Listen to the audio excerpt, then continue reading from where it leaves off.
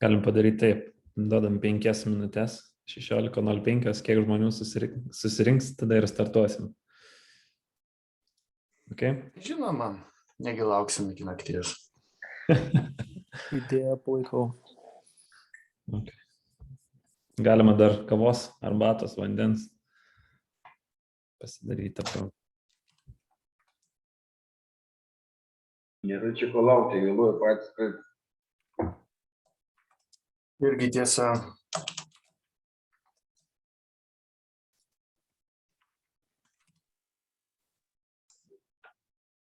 Sveiki. sveikas. Nu, kaip neužpustė jūsų? Pusto tai nerealiai. Nu jau baigė užpustyti. Nu, vėl kelininkus užklupo pūga netikėtai. Nieko baitaus nėra, man atrodo. Ne, žiauriai slidu, aš va tik važiavau, tai... Tai reikia namuose dėti tada. Ai, namuose geriau sėdėti. Nu, davai, bandysiu.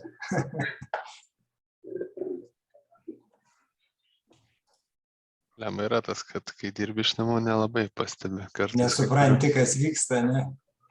Ar sninga, ar lyja, slidu, neslidu. Matau, kad horizontaliai sninga. Ai, beje, Mariau, kaip sekasi su paspirtukais važinė dabar? Važinėjus tokia tak. Su vėlavrukiu važinėjus. Su kita ekologiška priemonė. Troleibus, vėlavrukius. Esat girdėję, kad troleibus... Šiandien mačiau šiaip 2 bolto paspirtukus per tą pūgą važiantis. Tai gal šipus galima užsidėti ant padangų? Nėra šipotų padangų. Gal ir yra, tai... Tai va, tau naujas startuperis, šipus žiemai pritaikyti. Nereikia, užteks į vasaras, jeigu ką. Gal vikšrus dar? Ai, nu, vikšrinių šiaip, iš tikrųjų, tai nėra vikšrinių. Yra, man atrodo, esu matęs. Bet šiaip galvoju, koks procentas šitų bolto su paspirtukais šiuo metu pristatinėjančių, koks procentas yra, kad sriuba kupriniai atsiduria, o ne tik indelėje, kuriame veža. Ai, na jo, ne kažką dabar pavežiot. Tai dabar žiemą tai boltas visai paspirtukus uždarys, nenaudojam. Tai tie, kas nors savarankiškai, kas jau turi savo paspirtukus, tai gali vežyti. Tai boltas turėtų dabar... Nu tai gal jau tą paskaitą jau, tegu prasideda ir čia aš matau, leiskim. Tai viskas tvarkoja, reikia, žinai, intro galima ir tai padaryti, žinai, aš irgi mačiau šiandien paspirtukų važiuojant ir galvoju, čia turbūt pats įspūdingiausias darbas, žinai, kurį galima šiauriniai Europoje dirbti. Bet reikia mėgautis, žinai, verslo modelis, kai kas iš to uždirba. Gerai, tvarka, aš to tada pasidalinsiu ekranu ir galėsim tuomet pradėti, gerai?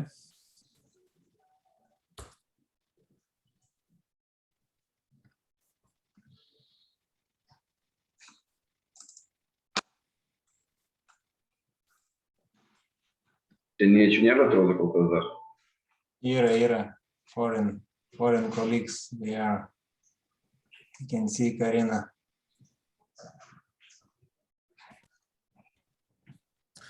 Ok, kaip matosi? Matosi skrynas dabar? Matosi. We can see. Sveiki, matosi viskas. Okay. Tai kai pasidalinsiu, ok, matau, jūs viskas tvarkoja. Gerai, tai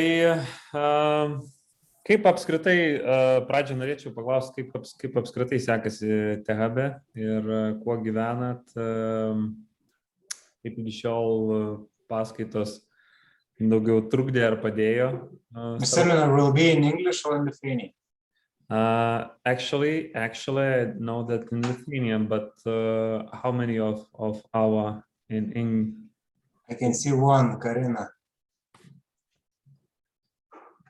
Yes, so I don't speak Lithuanian, but I also booked a one-on-one with you tomorrow. So if it's easier to do it in Lithuanian, we can also just discuss it specifically for our startup tomorrow. If you prefer that, it's okay. We can wait. It's okay. You know, if I will decide to talk in Lithuania, it would be not so good that, okay, yeah, it would be like in Lithuania, like 3 hours in Lithuania, and you will, after 5 minutes, we'll go to check the Facebook or something like that. That it's not the case, I guess. If everyone is okay, I will tell everything on English, and we can continue it. It's okay? Yeah, no problem, of course. Okay. Tell me more about the Tech Hub. How is going on, and what is your experience till today? It helps, or it I don't know, mess it a lot of information for you guys, and you are just waiting for the final pitches, and that's it. I think that's the main point, that Meta is like collecting a lot of mess of information and packing up it for us. So we are finding the better ways how to use that information, or just to cover up the blind spots which we had before, or remembering what we already known. That's my opinion. What about others? I can say that all lectures say that their seminars are the most needed in startups world. And we can not live without this program details step by step. Yeah, so looking for a whole startup, we need all of them. And now we most last pitch we pitching. They told that the most is go to the market strategy. It's the most we need. They told that it's missing part. Yeah. When we presented, and we didn't present anything about go-to-market strategy. So we were looking forward to this lecture, Gražvydas. And yeah, in my experience, I really like it here. I like that we have a broad variety of resources and people we can talk to. And it all depends a lot of how much we are doing and contributing to our startup progress. So I think a lot is on us. What about others? It helps, or you know everything and you just like wasting your time? Yeah, I can just repeat the same things the others said, and I also wanted to add that I really like that we have the chance to have one-on-ones, because sometimes you hear it in the theory, but then applying it to your startup is a whole different case. So yeah. Okay, I don't remember my slides on Lithuanian language or English, but we will see later on. I will explain on English, and I will talk about some marketing strategies, or how it helps on sales, how you can go into the market with your MVP, or if you don't have the product till today, what you need to do with your like market research, and then how does it help. My name is Gražvydas. Right now I'm a CMO at NFQ Technologies, and NFQ Technologies is a company like software engineering and product development based on a lot of tech stacks, PHP, Symfony, or Java, or something like that, and we are building products and helping our customers to be number one in the market when they are coming with some ideas, or some kind of backlogs, and they would like to build some product inside a company to go to the market with a different approach, or just innovate inside a company. And most of the cases I'm working on B2B sales and marketing. I know there is some experience of B2C, but most of them they are B2B. Yeah, I can share some. Okay, I will check the presentation. Yeah, it works. My previous experience and is on sales, marketing, business development, growth, and from 2015, I've been working with startups like TeamGate CRM, which is a Lithuania startup. Then Unicorns, I made some startup by myself, and there was some clashes, and we burned some money and finished with no MVP. But that was a very good experience how to get how to raise the money, and then how to not how when you can stop it and then say it, okay, that's enough, we can build another one, but this should be killed like a startup. Then was Testanet, then Sign-on-Tab, like a startup which is responsible for paperless or digital documents on Tele2. I guess they have, when you are coming to write a contract, you are doing it on like on Tab, and then Tasker, and right now is NFQ. And other experiences is some projects like Startup Wise guys I'm mentoring from the go-to-market framework side, marketplaces side, then Project Wings, which is from Enterprise Lithuania, and then they are like doing a great stuff when they are working in different companies, and some people are responsible on sales and marketing, and they are young entrepreneur, and not the last but not the least one, like at the hub. It's around 1 year when I'm joined this journey, and there is very interesting startups who like to change some small pieces in the different areas.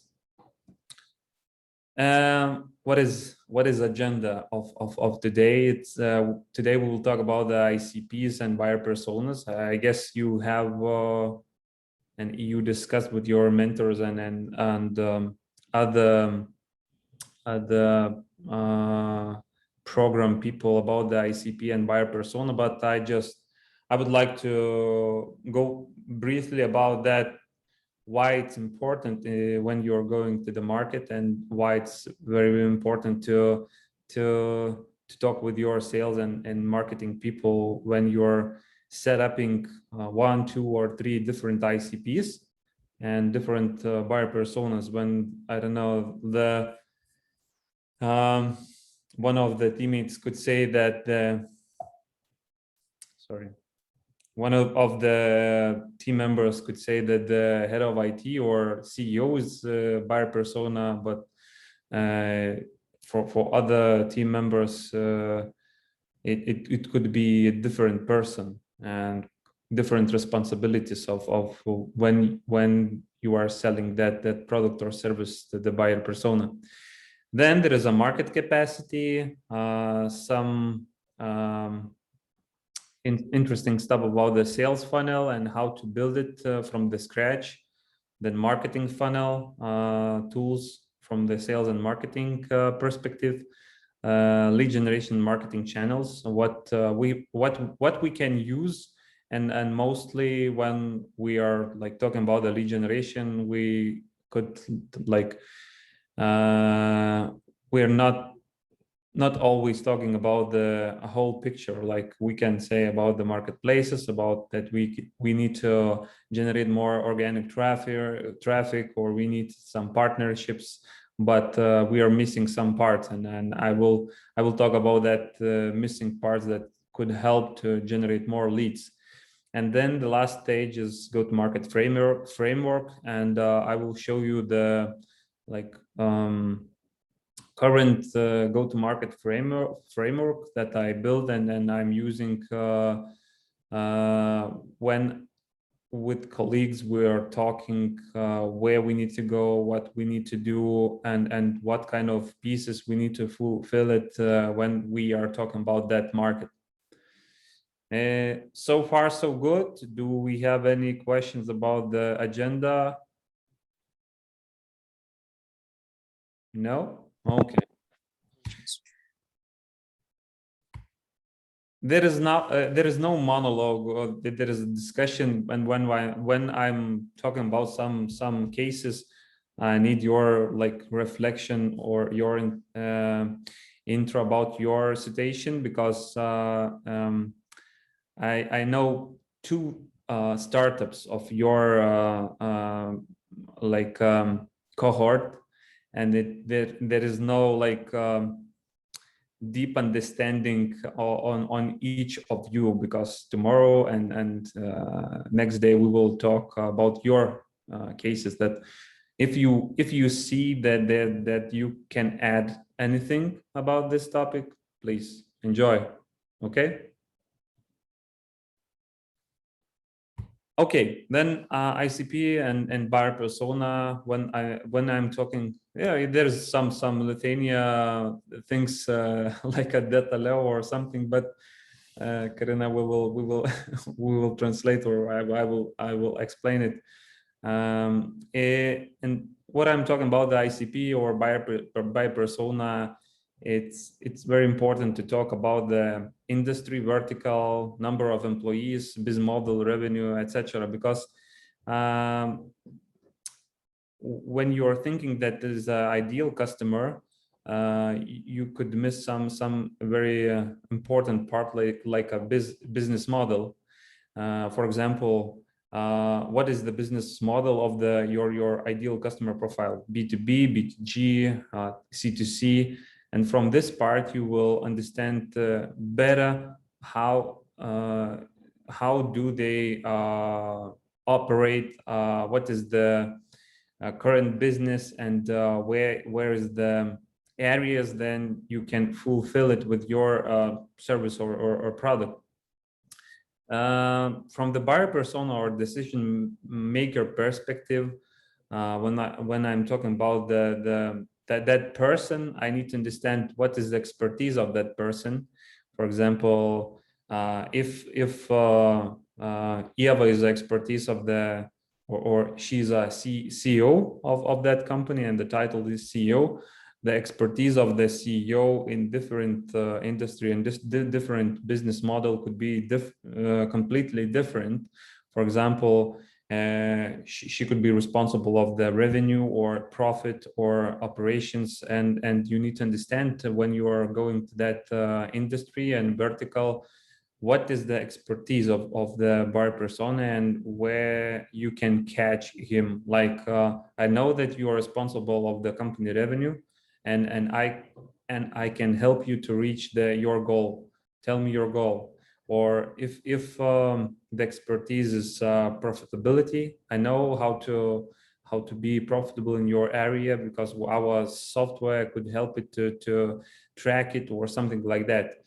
When you know the expertise of the decision maker, it's easier to build the content and context when you are reaching them. The second layer is KPIs. What is the major KPIs of that for that buyer persona?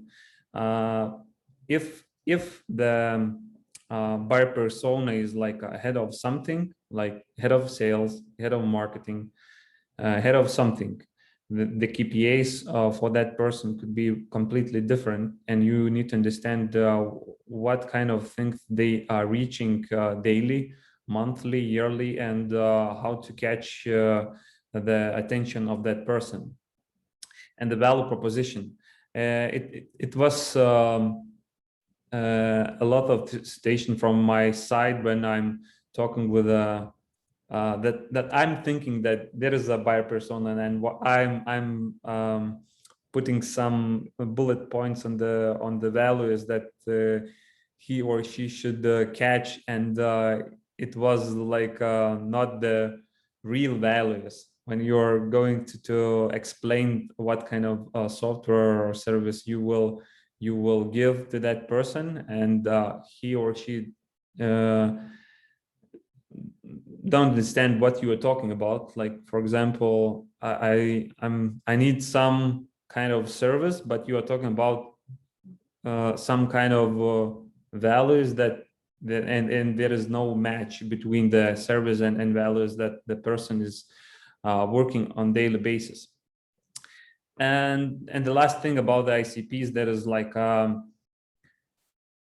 when you are thinking that there is like a buyer persona, it most of the cases it could be like a buyer persona or / decision maker, but most of the cases you are reaching influencer champion or internal champion, and they don't have any decision making of that service. Like, you are talking with the administrator and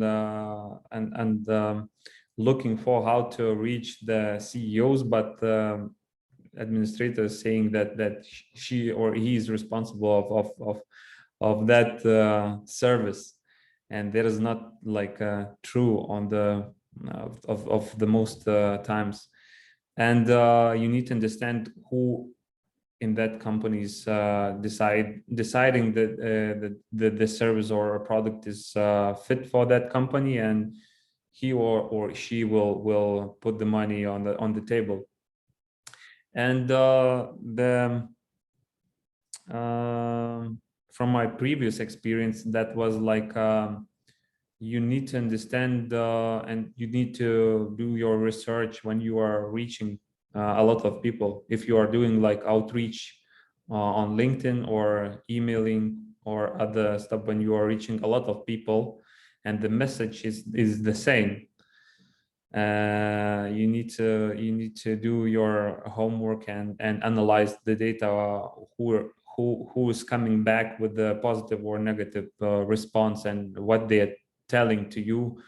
Do they say that fuck off or something, like I'm not responsible of this, or saying yeah, my colleague is responsible of that service, and he's like a procurement manager, and I will transfer or introduce you with that colleague, and you can talk with that person.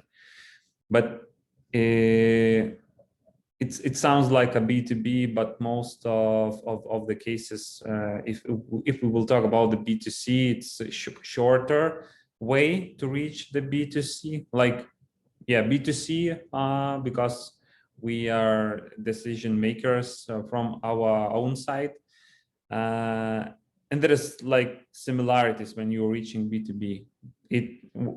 You don't be afraid that you're reaching like a company, and for example, most of the salespeople, when they are reaching like Amazon, eBay, or I don't know, Sanukai, they are thinking about the company, but they are not thinking about that they are reaching person, and the person, it's like could say, yes, of course, we need this solution or service, and don't be afraid to talk with them like people, not like imagine that they are huge company. Do you have any questions?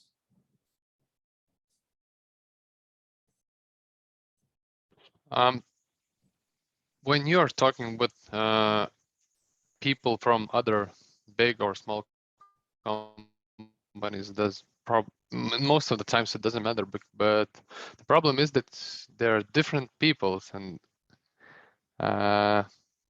is it possible to prepare like the universal proposal or message to them, so then so depending of what kind of people they're reading or getting information, so you will poke them in the right spot, in a sweet spot?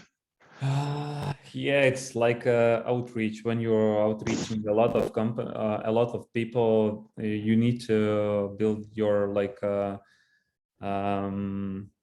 not that unique, but in general, the message about the service, about the okay, you can add like a company name or just revenue, some kind of cases, but or the position, because you can get the position. But right now it's trying to reach like not that huge amount of the people per day. It's like a 20 or 30 people, and then analyze the data. Do they come to you with the right answer? And it's not that easy. If you are doing like LinkedIn outreach, it's not that easy to reach hundreds. Like it's not that possible at the moment. Yeah, if you can use like third parties like Expandy or Ulink or Prospect Labs or other solution, but they will tell you that you need to do A/B testing and try it out with the 10-20 people per day with one like original message, or if your service is very unique and the deal value is very high, you can do it person by person, like you know, if the revenue of the deal could reach 10K, 50K or more, you can like do your networking and catch them near the house, like in the shopping mall, and then I'd like to talk with you because I have an offer to you, and so on. But to answer your question, I think when you are doing your outreach, at the moment it's not that possible to get the good conversion from that process. You need to think from the value proposition, from the KPIs and expertise size. Like if you are matching those people from the KPIs, they have the same KPIs or the same values on the decision making. Yeah, you can do it when you are outreaching them. For example, there is a group of the startups and they need to raise the money. I can like write a message from the venture capital side, like I could help to raise the money. Do you interested in? Yeah, it could be like the message when you are sending to the your audience, for example. But I will not add like I know your startup, I know your values, I know your KPIs, I know what do you need. I will not add this content because it will be very time consuming.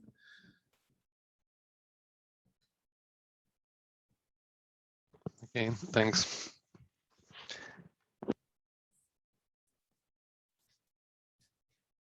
What about other questions? You know, ICP is very interesting topic. When you are like, it was the moment when I had like 50 different ICPs in one organization, 15 different ICPs, and they said, yeah, everyone is very important.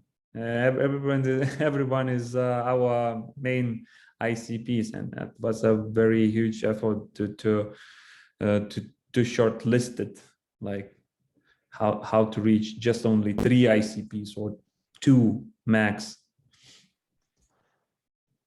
Probably have to like juggle between those ICPs when you're starting understanding your client, in which way he needs to be talked, in numbers or in the vision or in the solution, or it depends from what kind of problem you're solving it for him, especially for him. Mm-hmm. And in what language you need to talk with him. Yeah, What about others? Do you have any questions? Yeah, I do have a question. So basically, we should have as few ACPs as possible. Is this the idea, or we should just be focused on one group of ICP? Because now I think I have 3 or 4, and yeah, how should I work with this? The best way is to have just only like 2, max 3, because you will do some A/B testing, and you need to understand which one is the bring the most values for your business. Like if they just listen up, what are you doing? They're not buying anything. You need to go through the next one buyer persona and test it.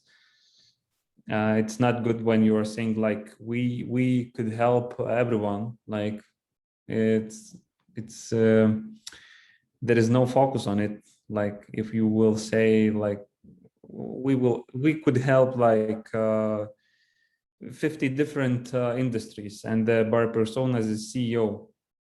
It's Yeah, okay. I get it. It's better to focus. In my case, my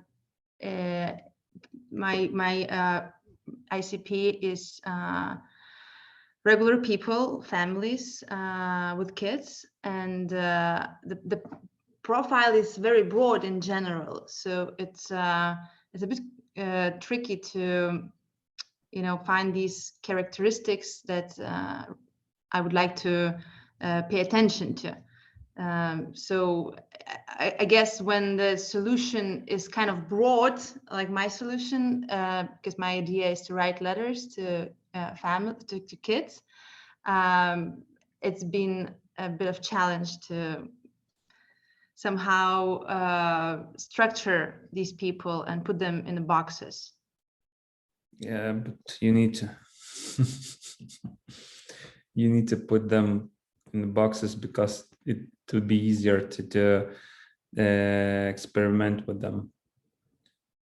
And after like 3 or 6 months, when you will say that, yeah, these ones are my favorite ones, and they are generating the revenue, but these are not responding, or yeah, I guess that they are buyer personas, but they are not willing to buy anything. Oh, it's windy.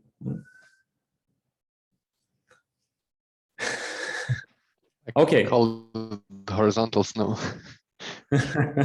when it snows like this. Okay. The next topic is market capacity, but my question is that did you check the market capacity with your mentors? Yeah, we did some research about target markets like SOM, SAM, and all these things. Yeah. And do you have it? I do. Nice. Then there is a message for me that we will just go through the PAM, SAM, SOM, and then we will go through the next slides. But most of the cases from the market capacity side, what I'm doing, I'm checking some digital solutions like Similar Web or Similar Tech. Do you know any about the Similar Web or Similar Tech? Yes. Yeah. No. Okay. Give me a second. I will share the screen with the Similar Web. That kind of Israel tech company, a startup that they are.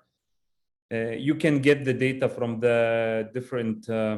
They are collecting the data from different sources, scraping the internet, and then you can get the backlinks, organic traffic, different information about your competitors. That there is a way then easier to get the data of the market. And most of the cases I'm checking similar web from the traffic perspective, and other is similar tech when I'm checking what kind of how many of solutions in the market using it. Like, for example, if I'm looking for Omnisend competitor, I'm just going through the omnisend.com and I'm checking how many of the companies in different markets using it, or MailChimp, or other solution. Okay, we'll go through the similar. Is it free of charge? Could you repeat?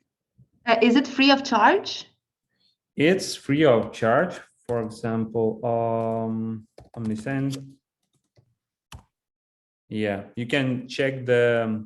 You can create a report, or just go to the directly to the omnisend.com and check the website analysis. But most of the cases I'm looking for technology, how many of different like websites using it, and then you can compare with the other solutions if they are like your competitors in general. It's easier to find out when you are competing with in that category. But Omnisend is just an example what I'm checking. So basically, you can check your competitors here. Yes. And how big they are and how many customers they have. Yes. Yes. Mm. Yes. And that's it from the PAMTAM SAMSOM. Most of the cases I'm checking the whole, like I'm checking the picture of the technology side and traffic side, because I'm the person from the marketing. I'm not like going through the customers, how many of customers they have or something like that. I'm going through the like revenue numbers, traffic numbers, technology side, and sometimes I'm going to check the like sources, how the market looks like from the paying reports. But you know, sometimes when you're going to the and checking the reports, which is very costly, you will not get like any like a lot data about the market. But could you share the insight that it works sometimes? Did you buy some reports to check your market capacity?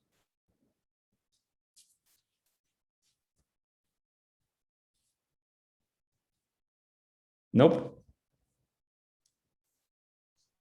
No. Okay.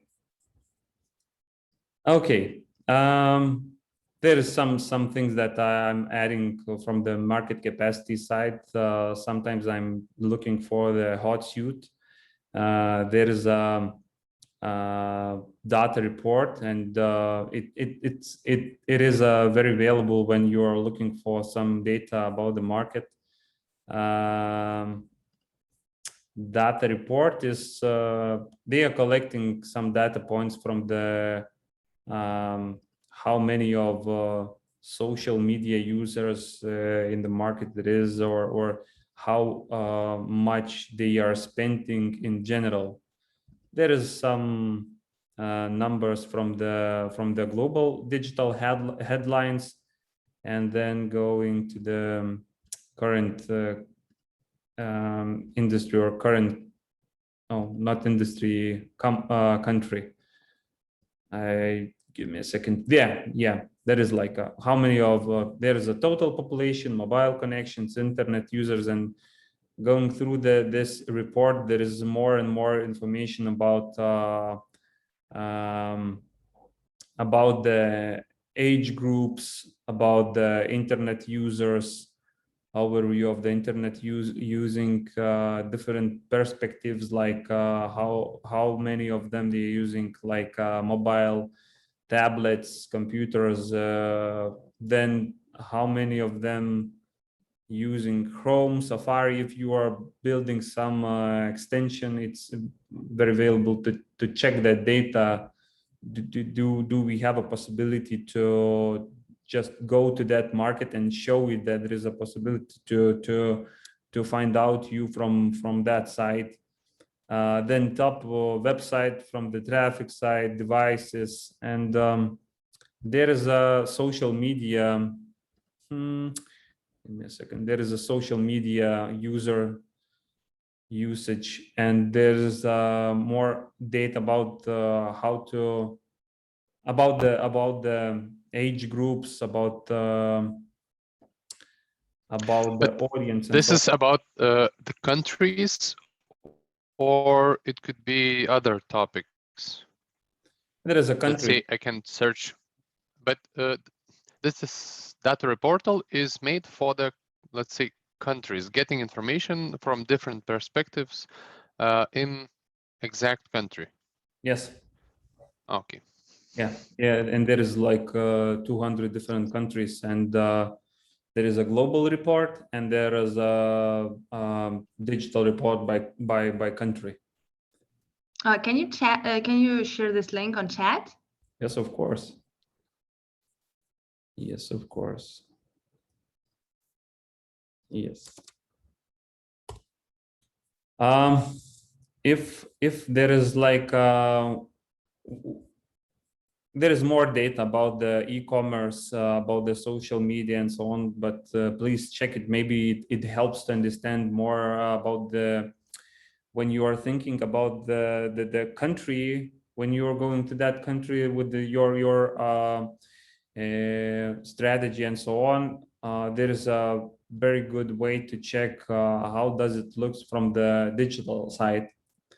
For example, from my experience, it was like when we decided to move to some Africa countries, Nigeria and South Africa Republic, we thought that what about the mobile? What about the mobile usage, and then how many times per mobile phone they are buying something and so on? And we got that data from this point of view, from this digital report, and it's free.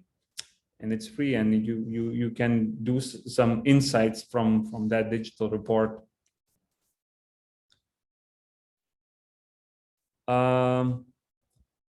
Other market capacity checks, yeah, social media is from the data report. Then there is like large companies, for example, from the Norway. It was like a moment when I checked when I needed some data about the large companies in Norway.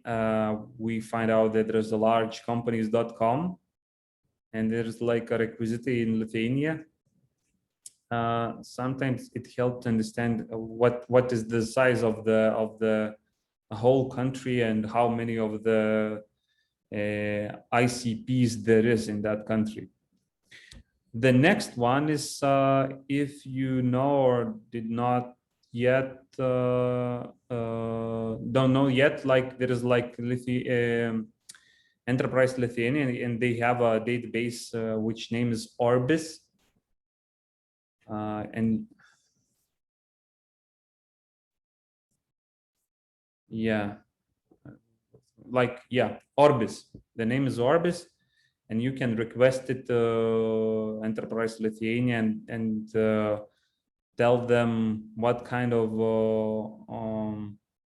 ICPs do you need, and then they will extract the database and will send you back. For example, like, I don't know, Norway, Germany, UK, or other country, and they will collect the data about the companies from the address, the phone number.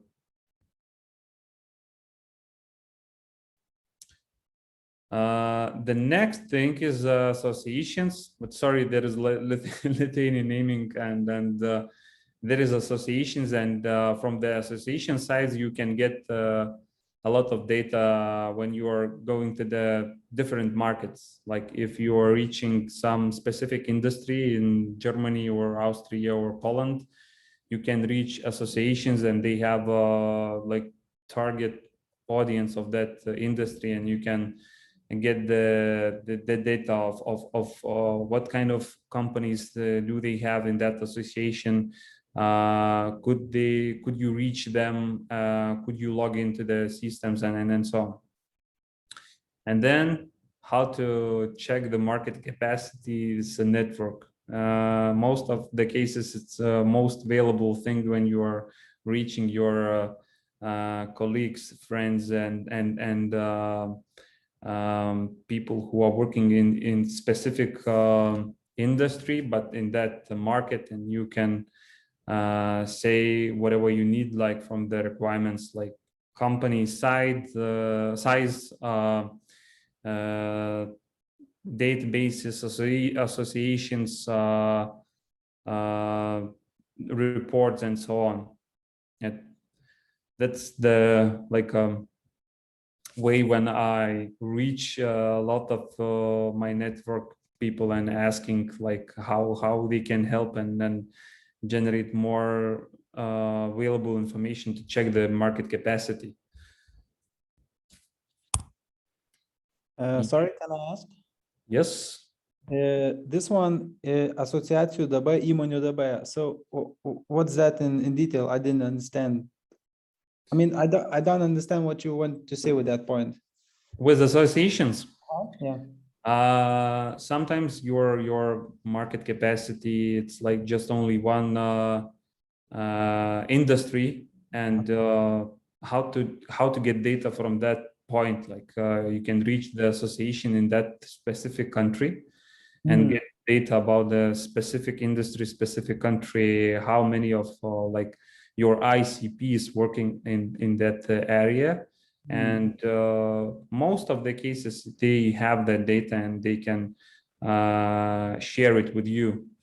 For example, if your like target audience ICPs or like a market is Germany, and you are looking for IT industry, you can reach the associations, and the naming of the association could be very different. Like in Lithuania, we have Infobal.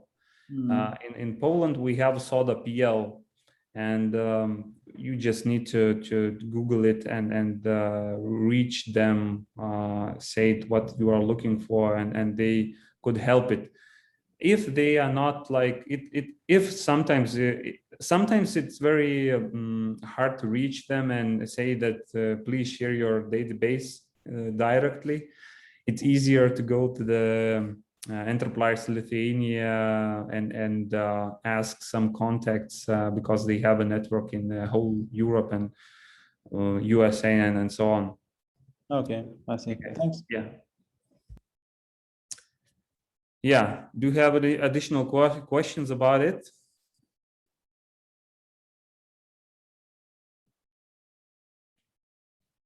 Or it's not important that you are waiting for a go-to-market framework and it's this information. Yeah, we know it. You can go through the go-to-market framework and that's it.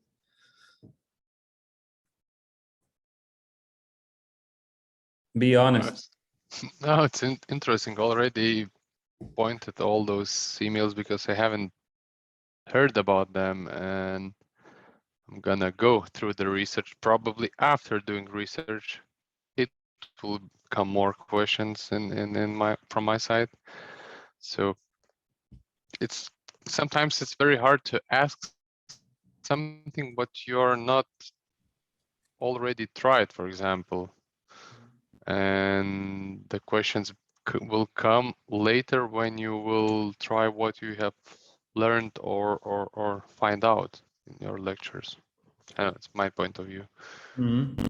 I remember one station when we do some market research or market capacity check, and we've been very young company with the Teamgate CRM, and then we were like looking for how to go to the UK market.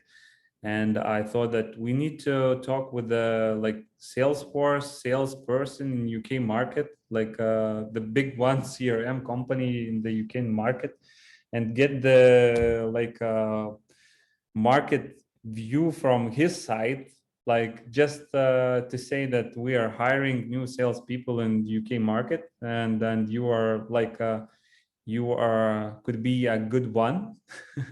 Tell me your requirements for that position, but please tell us about the UK market. And it was a very good market research, and we get the data how that kind of size of the company doing their own homework and thinking about the market capacity from their own side. There is a lot of ways how to get the data, but my point of view is to tell you there is a, for example, there is association, there is a network, there is a Lithuania Enterprise Lithuania, there is a social media reports, other database when you what you can download it and analyze it. But most of the data points from the market, when you are like downloading, you need to understand what are you looking for, what kind of insights do you need to get. Like if you know your ICPs, if you know what kind of product you are building, and if you know the buyer persona and needs and KPIs and values that fit for them, you will understand the data what you're like downloading from the report side.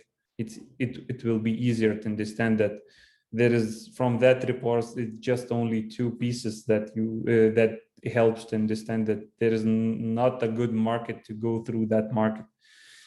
And there is like tools what you can do when you are trying to understand the market capacity and so on. Okay, going to the next slide. Could we do some like 3 minutes of a timeout or break? I need to fulfill my I need to get a glass of water. Okay. Yeah, no Sure. problem. I just think that we don't have any more English speakers in the participants list. Karina, I think she's gone, no? Yeah, but So she maybe may watch the recording. Who knows? okay. I'm learning English. Let's speak English. Okay. Yeah, I can do on Lithuanian, or it doesn't matter. But tomorrow we have a meeting with Karina. I can change it. Maybe the Karina is just only one person that she needs to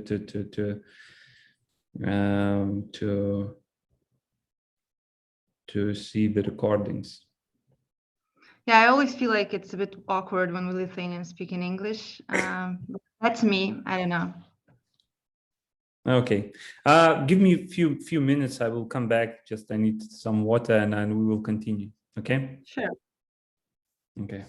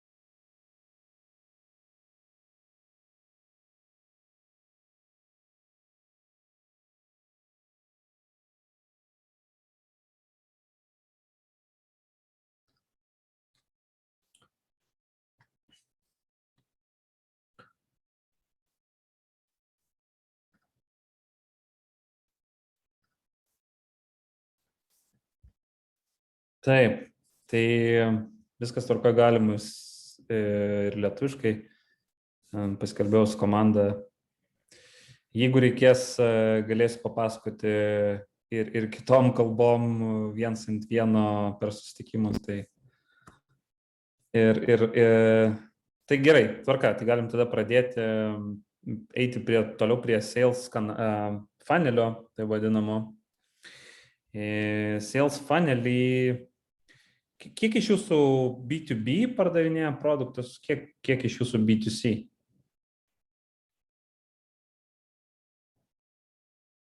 Galim padaryti, kad ženkliukus užsidedam. Rankas pakelia, kas B2B, o rankas nuleidžia. Gerai, tai kas B2B ir rankas pakelkit? O kas B2G? Čia atskiras pasaulis. Prieisim prie to. Nu tai tada aš B2B, B2G. Ok, tvarka. Kas yra, tai visi kiti yra B2C, ar ne? Tvarka. Tai skirtingais atvejais daugiau mažiau čia yra B2B pritaikytas pardavimų piltuvėlis arba sales funnelis, kur visi kontaktai ir visi lydsai yra generuojami per tam tikrus kanalus. Vadinama, tas pirminis kontaktas yra tas momentas, kai tu gali prasikvalifikuoti B2B tą patį kontaktą ir nuspręsti, ar su juo toliau judi ir pardavinėji savo paslaugą ar produktą.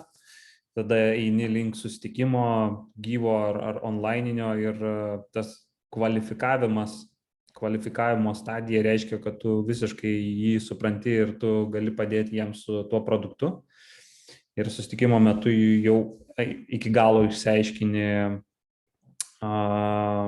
jo poreikį, jo tikslus, kokią problemą jis nori su savo verslu išspręsti, teiki pasiūlymą, uždarai, laimi arba pralaimi. Tai toks gana paprastas, lengvas pardavimų piltuvėlis, kuris dažnu atveju, ir kiek esu girdėjęs, įsiplečia į 9 stadijų, 11 stadijų, bet dažnu atveju tai būna tiesiog veiksmai pardavimų piltuvėlyje, bet ne stadijos. Stadijos yra, žinai, kada tu gali pasakyti, jog judi į priekį su pardavimu, tai gali būti stadija. Kai tu tiesiog darai veiksmą, kad pajudėtum į priekį, tai yra tiesiog veiksmas ir nieko daugiau, kas lepias, tiesiog taskas, kurį reikia uždaryti.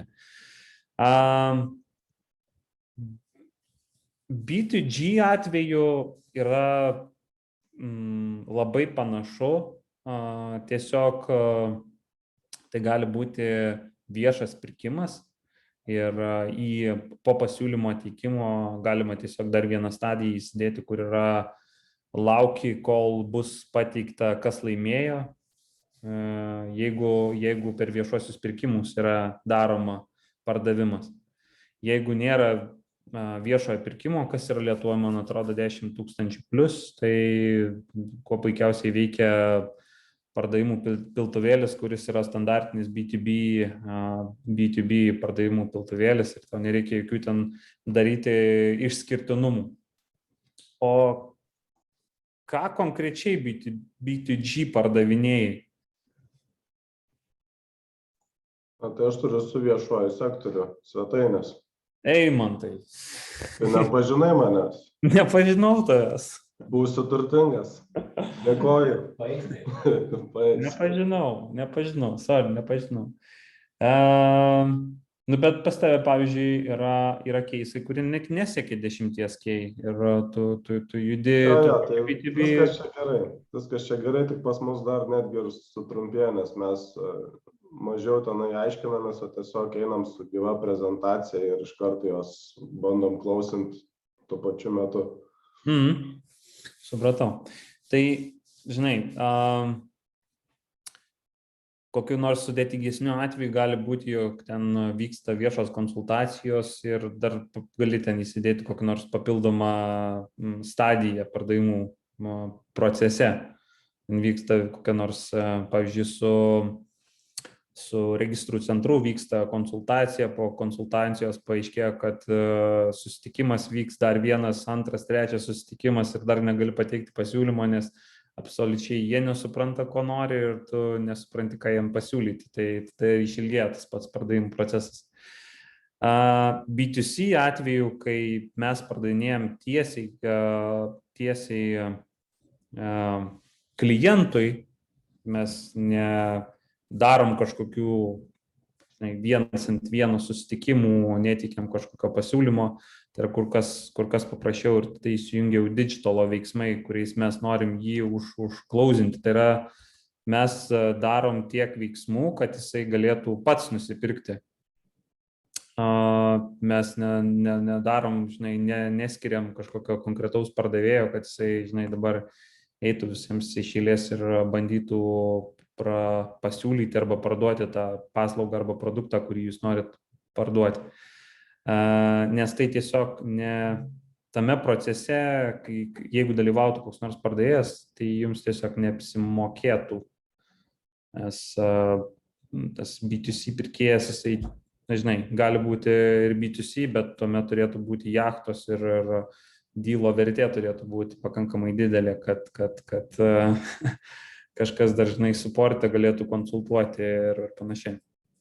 Tai mes galim tada pereiti į marketingo funnelį ir jame šiek tiek daugiau apie B2C pardavimą galima pamatyti, nes kuo marketingo ir pardavimų piltuvėliai yra panašus, tai kad mes norime privesti jį nusipirkti, ar ne? Mes norime padaryti tiek veiksmų, kad klientas įsigytų mūsų produktą. B2B atveju mes teikiame tam tikrą pagalbą. Turime pardavėją, kuris tą kelionę ir praveda klientą. Ir dažnu atveju mes norime ir apselinti, ir gyvų susitikimų reikės daugiau ir panašių dalykų. O marketingo funnelio B2C pardavimo atveju viską norime automatizuoti ir norim, kad jisai pats lankytojas, pats B2C pirkėjas, jisai atkeliautų, įsigytų ir taptų skleidėju. Aišku, labai gražiai skamba, kai yra ir aktyvus vartotojas, ir mokantis vartotojas, ir skleidėjas, bet toks ir noras yra, kai tu pardavinėjai B2C, kad nusipirkęs kažkokį daiktą arba produktą arba paslaugą, vartotojas jisai grįžtų ir galėtų toliau pats pirkti, naudotis ar skleisti, rekomenduoti, jog naudojasi tavo paslaugą. Tai aš labai laukčiau iš jūsų tam tikro keiso, kurį galima pasiimti kaip B2C ir pasižiūrėti, kur dabar atrodo pardavimo procese, nors ir pardavinėjat B2C, bet kažkur yra vietų, kur stringa arba nesuprantat. Dabar kalbėti, taip generalizuotai apie B2B ir B2C, tai yra toks, čia yra teorija, bet daug įdomiau yra pasiimti praktinį kažkokį veiksmą, ar tai būtų kažkokia mobili programėlė, kurią norit, kad prie jos prisiregistruotų, ją parsisiųstų, taptų aktyvių vartotojų, ar jūs fizinį daiktą kažkokį pardavinėjat B2C ir norit tiesiog pasileidę Facebooko reklamą daugiau generuoti trafiko ir turite shopą, per kurį nori nusipirkti jūsų produktą. Tai laukčiau kažkokio pavyzdžio, kurio mes galėtumėm padirbėti. Aš galiu pasiūlyti savo idėją į, kaip sakant, pretendentų sąrašą. Tai aš noriu pardavinėti laiškus. Tai čia tokia labai paprasta atrodo fizinis daiktas. Tai kol kas esu tą dariusi per Facebooką. Labai mažom apimtim, tiesiog vieną savaitę prie to padirbėjau, grinai tam, kad užsiprenumeruotų bent kažkiek žmonių ir nusipirktų ir, žodžiu, kažkoks biškai užsivestų tą mašiną ir pamatyčiau kažkokių įžvalgų. Tai vat esu tą padariusi savaitę su laiškais ir pamačiau, kaip straglinu grinai susiraukti tų userių, nes nežinau, pavyzdžiui, kad ten nesimato kitiems arba kažkaip, bet kaip čia išreklamuoti, adsų nenaudojau, nieko pinigų neskyriau. Ir dar noriu paprašyti, kad tu pasididintum, view padarytum slaidams. Gerai. Ok. Tai kur galvoju, kad yra pagrindinė problema? Nemato tas tavo ICP tavo produkto, kurį arba paslaugos, kurį nori, kad nupirktų, ar flow tiesiog nėra aiškus, kaip tu turėtum, žinai, įvesti. Net neaiškus man flow, jo, man nelabai aišku, žinai, ta prasme, teksto aš galiu prigeneruoti daug kažkokio turinio, ta prasme, kodėl čia, kaip čia, žinai, galiu daug rašyti, bet man toks jausmas, kad viskas sukrenta į juodąją skylę ir nepasiekia tų žmonių, žinai, ta prasme, su savim bendrauju. Ok. Tai iš esmės, žinai, kai galvoji apie savo produktą, paslaugą, kur nori parduoti, tai reikia pagalvoti, kokią kelionę tu jį nori pravesti. Žinai, pas tai nėra programėlė, kurią reikia parsisiųsti, tapti aktyvių vartotojų, mokėti už tai ir panašiai. Tai kyla klausimai, žinai, ar tu turi savo webą, į kurį tu nori srautą generuoti, per kokius kanalus srautą generuoji, ar tas srautas yra kokybiškas ir kaip matuoji, kad jis yra kokybiškas, ar konversija, pavyzdžiui, sugeneravus 1000 lankytojų, 2 nusipirko, tai tavo atveju čia yra geras srautas ar blogas srautas. Ir dažnu atveju reikia stebėti tą patį marketingo piltuvėlį iš konversijų pusės. Kiek tau kainuoja atsivesti srautą į savo website, kiek iš srauto atlieka tą veiksmą, kurį tu nori, kad jisai atliktų. Tai yra parsisiunčia, užsiregistruoja, pradeda naudoti, naudoja, sumoka pinigus, grįžta, kaip dažnai grįžta, ar rekomenduoja. Ir, ta prasme, iš tos perspektyvos tu gali matyti, kad dažnai iš tos srauto, kurį tu sugeneravai, X skaičius atlieka visus veiksmus, kuriuos tu nori, kad atliktų. Ir tada pagal konversijas tu gali tiesiog matyti, kiek tokių žmonių, žinai, pagal tavo norimą, žinai, flow keliauja. Gali būti, kad tiesiog srautą netinkamą generuoji, arba kuris įsikėlus, kad tai yra tavo ICP, tai atsivedi, galbūt, žinai, čia yra, gali būti taip, kad galbūt atsivedi ICP, bet jie nesupranta, kad tai produktas, kuris yra skirtas jiems, arba produktas yra supakuotas idealiai, bet atsivedi ne ICP. Tai jie tiesiog nesupranta, žinai, ko tu iš jų nori, žinai, tada atsiranda ir bounce'as ir jie išeina, žinai, ir tu tada analizuoji duomenys ir galvoji, kodėl, žinai, kodėl jie išėjo. Ir tada sunku suprasti. Tai srauto analizavimui aš naudoju tokį įrankį Hotjar, jeigu esat girdėję, tai pasidalinsiu jo nuorodą. Per hotjar.com jūs galite pamatyti heatmapus, kaip jūsų website'as atrodo, kaip jūsų lankytojai lankosi ir ką konkrečiai atlieka. Pavyzdžiui, galite susidėlioti tam tikrą flow, kuriuo norit, kad lankytojas judėtų. Pavyzdžiui, jis turi ateiti į jūsų website, nueiti ir užsiregistravęs pradėti naudoti ir panašiai. Jūs galite susidėti visus backlinkus, kuriuos pagal tą funnelį norit matyti, kiek konversijos prasme tokių žmonių juda ir tada juos panalizuoti. Ir dar yra galimybė recordingus daryti, tai yra matyti, iš kokios šalies atėjo ir ką konkrečiai jūsų website darė, kur klikino, kur vaikščiojo, kiek laiko praleido ir iš to spręsti, kad arba jisai supranta, kur jisai pateko, jisai supranta pagal praleistą laiką, kad jis yra skaito turinį, domisi turiniu, eina registruotis, arba visiškai nesupranta, ko jis atėjo ir iš karto išeina iš jūsų website.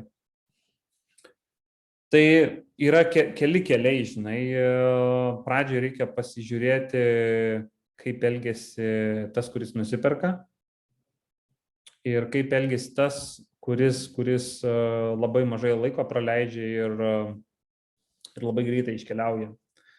Ir pasitikrinti, iš kokių kanalų jie atkeliauja. Ir jeigu darai, pavyzdžiui, kokią nors mokamą reklamą Facebook'e, Instagram'e, LinkedIn'e, Tai tada ir su biudžetais galima lengviau elgtis, žinai, galima tiesiog nukatinti tuos kanalus, į kuriuos tu dėjai kažkokius pinigus. O jeigu tai yra organinis rautas, žinai, tada stebėti, kokie keywordai lemia, kad jie atkeliauja pas tave. Ir čia jau yra kita medalio pusė, kai tu gali pasinalizuoti, kaip tavo tinklapis yra sustatytas ar ne, koks yra jo SEO ir kaip tu generuoji trafiką. Nes, žinai, jeigu tu moki už turinį, tai tu greičiau galėsi pajausti patį lankytoją, jeigu nemoki, tai tada reikia stebėti savo SEO ir pasitikrinti, pagal kokius keywordus tu juos organiškai atsivedi iki savo svetainės. Tai nėra, žinai, čia juoda, balta, nėra vieno recepto, kaip tą suvaldyti, bet yra daug būdų, kaip gali stebėti ir pasitikrinti, kaip tavo ICP arba ne ICP elgiasi iki pirkimo.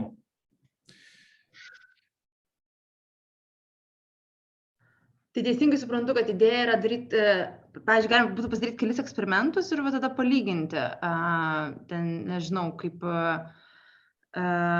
sumokėti už adsą kažkokį tais ir vienam kanale, kitam kanale, pažiūrėti, žinai, koksai rezultatas to adso ir tiesiog palyginti tokiu būdu, ne? Kur tavo idealus klientas gyvena? Kokia terpėje? Kaip nuo ko jis naudojasi, turiu omeny? Taip. Nežinau, internetu. Ta situacija, kai aš kalbėjau apie ICP apibrėžimą. Jis gyvena visur, galiu parduoti visiems, tinka bet kas. Ir tai aš manau, kad yra tam tikra tavo auditorija, kuri gali ir turi pirkti tavo produktą ir jį nėra visur. Jie turbūt yra Facebooko grupėse arba yra, pavyzdžiui, jeigu pasiimant tam tikrą auditoriją, tai yra tėvai, jauni tėvai, kurie yra prisigaudę tam tikrų kanalų, prisitaginę juos prie savo Facebooko profilio, jiems nežinant ir pagal tai galima juos atpažinti, jog jie kažkada domėjosi vežimėliais, tada jų vaikai užaugo ir tada, žinai, jie tapo tavo ICP, kur vaikams yra po 7 metus ir tavo produktas jiems kuo puikiausiai tinka. Dar galbūt yra prisiloginę prie nors darželio grupsų, kuriuos irgi galima atsekti ir nusiskreipinti. Ir šiek tiek toliau paėjus aš parodysiu tam tikrus toolsus, kurių pagalba galima tuos visus ICP susirasti pagal auditorijas. Tai iš esmės, žinai, reikia susisiaurinti, kas yra tavo tikslinis klientas. Ir tada, pavyzdžiui, pasileidus Facebooko adsą ant konkrečios lokacijos, ant konkrečių pomėgių pasitestuoti, kokios kokybės rautas ateina ir ką jisai veikia pas tave. Nes jeigu leisi, žinai, visa Lietuva, ar visa Latvija, ar visa Europa, tai generuosi, žinai, automechanikų, inžinierių, lėktuvų prižiūrėtojų ir karts nuo karto tėvų ir tada galvosi, kodėl jie čia visi dabar neperka, kodėl ne visi perka, žinai, aš taip daug investuoju į Facebooko adsų, žinai, ir ne visi perka. Tai susikonkretinti tiesiog daugiau reikia. Leisi Facebooko adsus ir susikonkretink labai pagal pomėgius, pagal lokaciją ir gal tas lankytojų srautas ir bus mažesnis, bet jisai bus kokybiškesnis. Ir parodysiu vėliau šiek tiek tokį toolsą, kurio pagalba galima nusiskreipinti tam tikrus duomenis ir per kanalus einant ir grupės. Liuks, ačiū. Ir man atrodo, kad sekantis yra lead generation marketing channels. Tai ką apie kanalus ir technologinį steką, tai kalbant apie koks skirtumas iš tikrųjų B2C ar B2B, bet kokiu atveju mes norim, kad jis įsigytų jūsų produktą ar paslaugą. Ir svarbiausia yra ta ne tik kelionė, kurią jūs vedat, tai yra žinoti flow, kaip jisai turi nusipirkti. Tai yra ne tai, kaip jis gali nusipirkti, bet sudėlioti pardavimo ir marketingo kanalo tokį, flow tokį, kad jis kito kelio neturėtų įsigyti jūsų produktą, o čia aš noriu pasidalinti kanalais, per kuriuos galima tiek pasitikrinti, tiek užsibūstinti tą srautą. Tai kaip ir sakiau, dėl tos technologinės dalies, kur dešiniai pusėje matosi, technologinis stekas. Čia toks keywordas, kurį tiesiog IT-šnikai naudoja, stekas. Tai be kita ko, kur rodžiau Similar Tech arba Similar Web, tai dar yra tokie įrankiai kaip Data Nice ir Build With. Pirmi reportai, man atrodo, iš jų yra nemokami, bet kiti yra mokami. Bet iš Build With dar galima pasižiūrėti ir susirinkti daugiau duomenų iš technologinės pusės. Jeigu, pavyzdžiui, norit apie konkurentą daugiau sužinoti, jis turi kažkokį softą, per ten galima pasitikrinti, ar ten yra daugiau duomenų apie tą konkurentą. O iš pardaviminės pusės, apie lydų generavimo kanalus, tai dažnai mes užmirštam, kad nėra tik tai vien tik Facebook'o adsai, kurios galim leisti, yra ir daugiau priemonių, kurias galim taikyti. Tai pradedant nuo apačios, kaip yra reviewsai tiesiog, kurių pagalba galima daug dalykų padaryti. Yra marketplace'ai, kuriuose reviewsus galima pasinaudoti. Pavyzdžiui, jeigu pas jūsų konkurentą nusipirko ir paliko atsiliepimą, tai ir jeigu tas produktas yra pasikartojantis, kurį perka, tai to žmonės galima per reviewsus susigaudyti. Ir retas, kuris pagalvoja, žinai, dabar aš čia eisiu, tikrinsiu atsiliepimų žmonių, žinai, skaitysiu ir jam pardavinėsiu, bet tai yra potencialus ICP, kuris jau pas konkurentą įsigijo, liko patenkintas ir toliau pirks. Tai pagal jo paveikslą jūs galite spręsti, kokie kiti yra jūsų idealūs klientai, kuriuos reikėtų targetinti. Toks pasitikrinimas gali būti, kad kaip atrodo tas pirkėjas. Tada yra distributoriai. Aišku, distributoriai yra daugiau B2B arba B2G, daugiau gali įdėti vertės kaip pardavimų kanalas. Investuotojai gali į savo kanalus pridėti. Agentai, aš dabar matau, kad čia daugumą B2B esu surašęs, bet tie patys B2G kartais gali padėti ir, pavyzdžiui, eventai. Organizuojami eventai, kuriuos galima tuo pačiu toolsu, kurį parodysiu, nusisirpti ir pasižiūrėti, žinai, kas atėjo į tą eventą.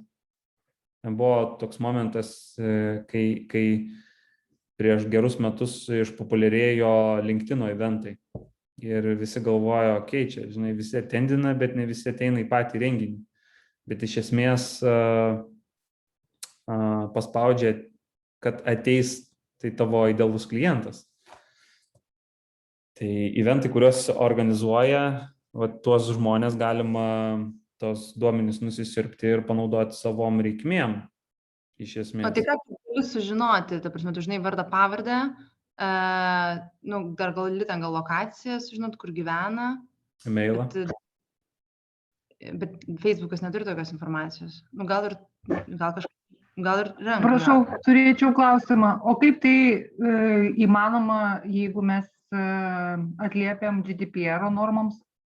Tai GDPR čia dėl šito tai negali, dėl GDPR, bet pavyzdžiui... Bet jeigu tai yra asmeninis e-mailas, vardas pavardė yra asmeninis e-mailas ir mes jam išsiunčiam tiesiogiai pasiūlymą? Pasiūlymą jūs negalite siūsti į asmeninį, bet galite jį targetinti per Facebooką. Tai aš per Facebooką aš dabar konkrečiai negaliu pasakyti, kaip dabar yra, seniau tai buvo galima prieš GDPR. Bet LinkedIn'e, pavyzdžiui, tu gali URL, gauti URL jo LinkedIn'o profilio ir jį pakviesti, invitinti. Tai tas pagal GDPR yra leidžiama. Tai nepažeidi nieko, negauni jokių asmeninių kažkokių duomenų, kad to negalėtum daryti. Bet taip, dėl Facebook'o, dėl personal mailo to dabar jau daryti nebegali. Seniau galėjai daryti grupės ir naudoti asmeninį e-mailą, dabar dėja to jau daryti negali. Tai labai gerai, kad Rūta šitą priminė. Taip, ką dar norėjau pasakyti dėl papildomų lydų generavimo kanalų, tai kur dalinausi SimilarWeb tuo įrankiu, per jį galima pasižiūrėti, iš kur trafiką konkurentas generuoja. Tai yra mokama reklama, nemokama ar backlinkai. Ir jeigu matot, kad tie kanalai gali būti naudingi jums, pavyzdžiui, konkurentas daug trafiko per jį generuoja, tai vertėtų įsivertinti, ar jums nereikėtų tokio source'o, tarkim, linko. Jeigu, pavyzdžiui, jūs pabandykit pasinaudoti SimilarWeb, užsiregistruokit ir galima reportus per tą dieną pasiimti. Ir iš esmės pasižiūrėsit, kokius linkus jums gali parodyti, ar ne, iš kur konkurentas tą didžiausią kiekį trafiko ir generuoja. Tai va, su kanalais yra taip, kad dauguma galvoja, yra socialiniai tinklai, yra Facebookas, yra LinkedInas ir jie generuoja ten tą trafiką ar ten mokamą reklamą kaip SEM, Google Adsai, bet yra daugiau kanalų, kurių pagalba galima susigeneruoti to pačio trafiko. Taip. Aš norėjau dar paklausti, sakot apie kanalus, bet tas turbūt kainuoja pasižiūrėti, ne? SimilarWeb, jeigu nori pasižiūrėti, ką ten konkurentai iš kur gauna klientų. Iš esmės, kiek paskutinį kartą tikrinau, užsiregistravus reikia pridėti kreditinę kortelę ir para, man atrodo, nekainuoja. Tai neužsiregistravus galit patikrinti, ar apie konkurentus ta informacija yra. Jos minimaliai galima gauti, bet tada galima tiesiog prisidėti kortelę ir per tą parą gauti tos reportus.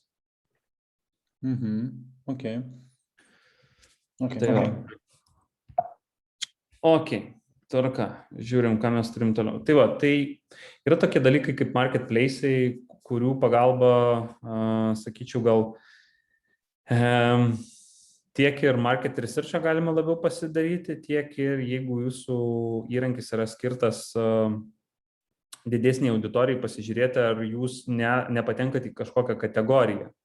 Tai vadinami tokie atsiliepimų ar top platformos marketplace'ai kaip Captera, Getapas, Software Advices, Financial Online ir jūs visus šitos galite pasižiūrėti, ar jūsų konkurentai juose yra ir lydsus generuoti per šitos marketplace'us. Tai kas dažnu atveju nutinka, kai pasitikrini save pagal kategoriją, pamatai, kad tų konkurentų yra ir daugiau ir tie konkurentai turi tam tikrą aprašymą, pozicionavimą ir per marketplace'us irgi galima generuoti lydsus, mokant tam tikrą sumą už kliką.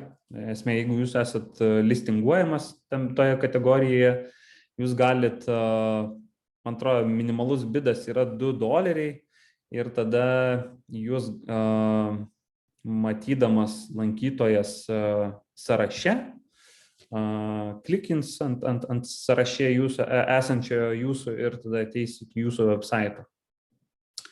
Bet ką tai gali B2B atveju, tai yra kaip ir lydų generavimo šaltinis, kurio pagalba galima iš kitų šalių generuoti srautą. Aišku, jis yra karts nuo karto nepigus, reikia jį investuoti, bet lydų kokybė iš ten gali ateiti visai nebloga.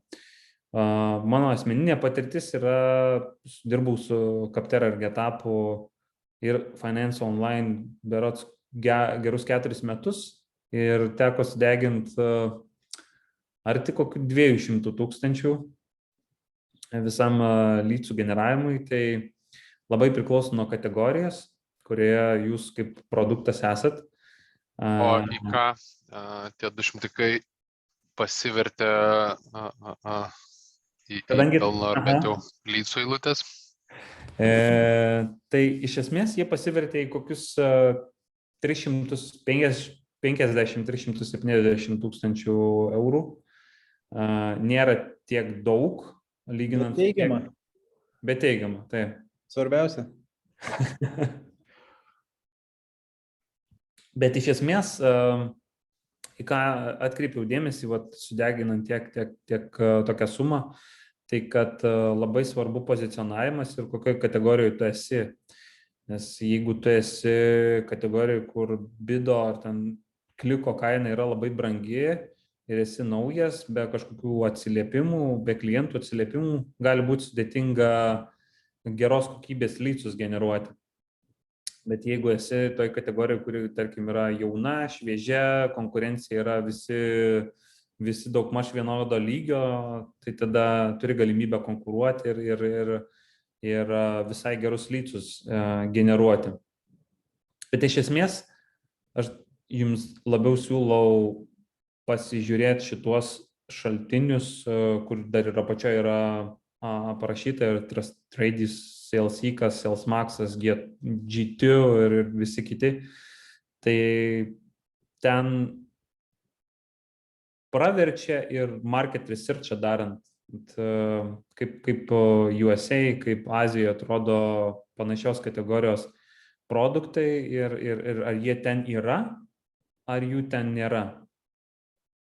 Tai čia toks geras namų darbas įsivertinti, ar ten verta būti, žinai, ir jeigu jūs pristraukite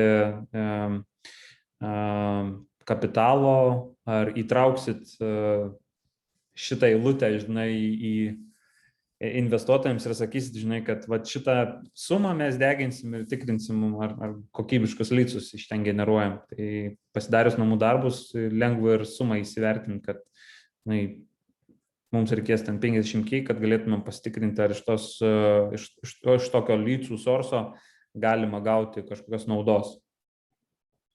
Žinau, suprantu, kaip tos platformos veikia, kas tenais yra kitoj pusėje, kokios šios dvi pusės? Tai iš esmės, ieškant kažkokio tai sprendimo, tu ateini ir pasižiūri, žinai, kas toje kategorijoje yra, kokie yra atsiliepimai, kokie yra sprendimai.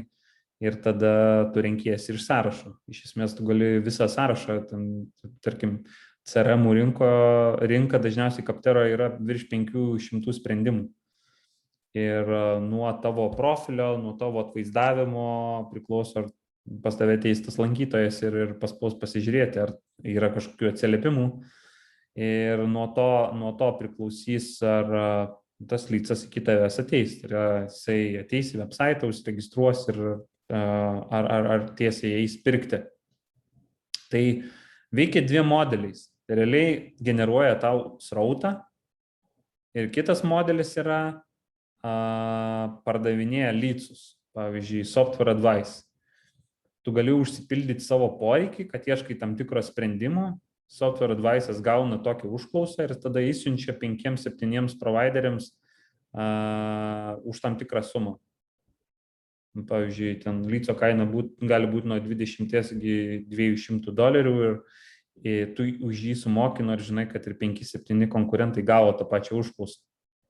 Tai yra du verslo modeliai tokiuose marketplace'uose. Vienas iš jų generuoja už tam tikrą kliką srautą, kas iš esmės veikia kaip ir Google Ads'ai, ar ne? Tu esi matomas, tu paspaudi ir tu sumoki už tą paspaudimą. Ir kitas yra, kai tau parduoda tą lydsą. Gal yra klausimų?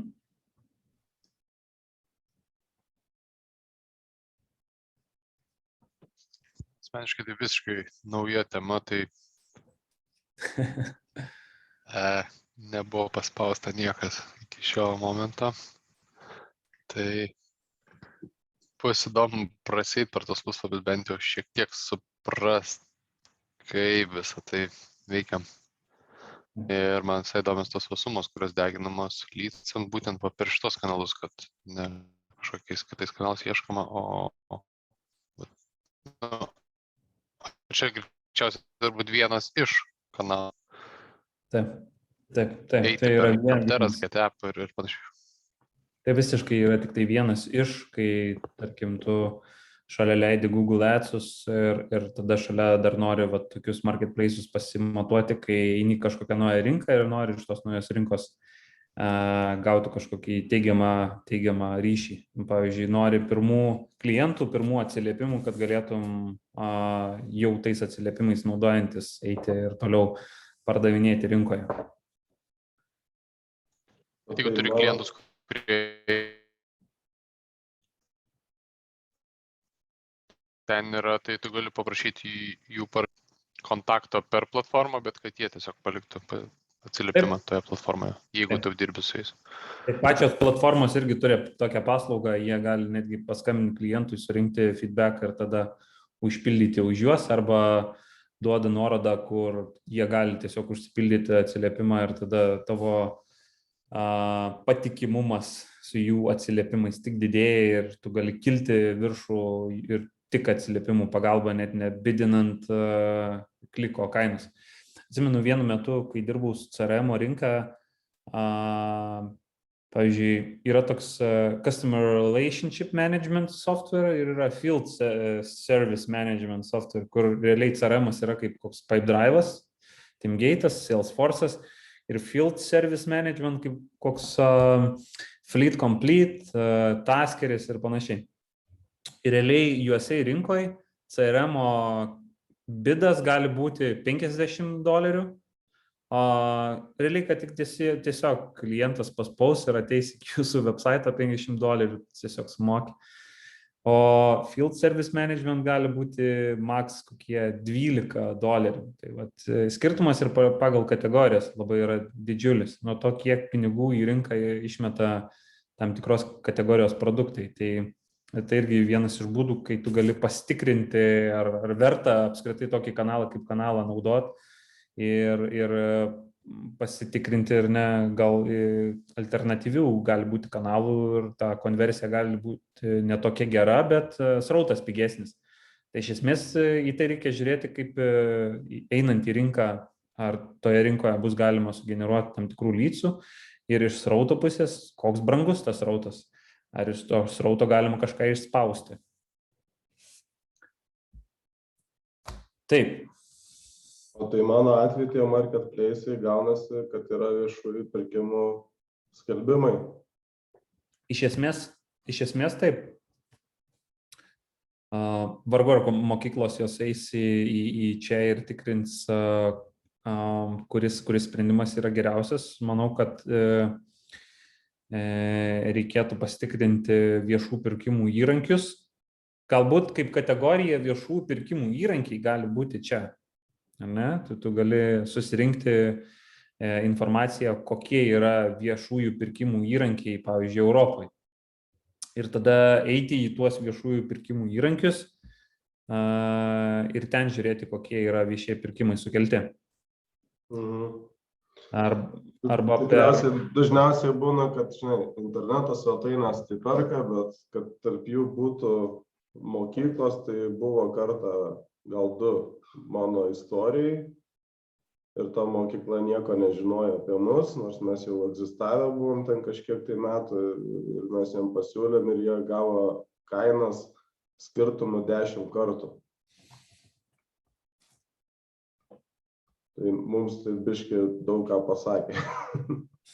Bet žinai, kai tu ieškai pigiausios kainos, tai visą laiką ir gausi pigiausią kainą. Taip, tai čia faktas. Tiesiog mano auditorija tokia, keistoka biškiuka.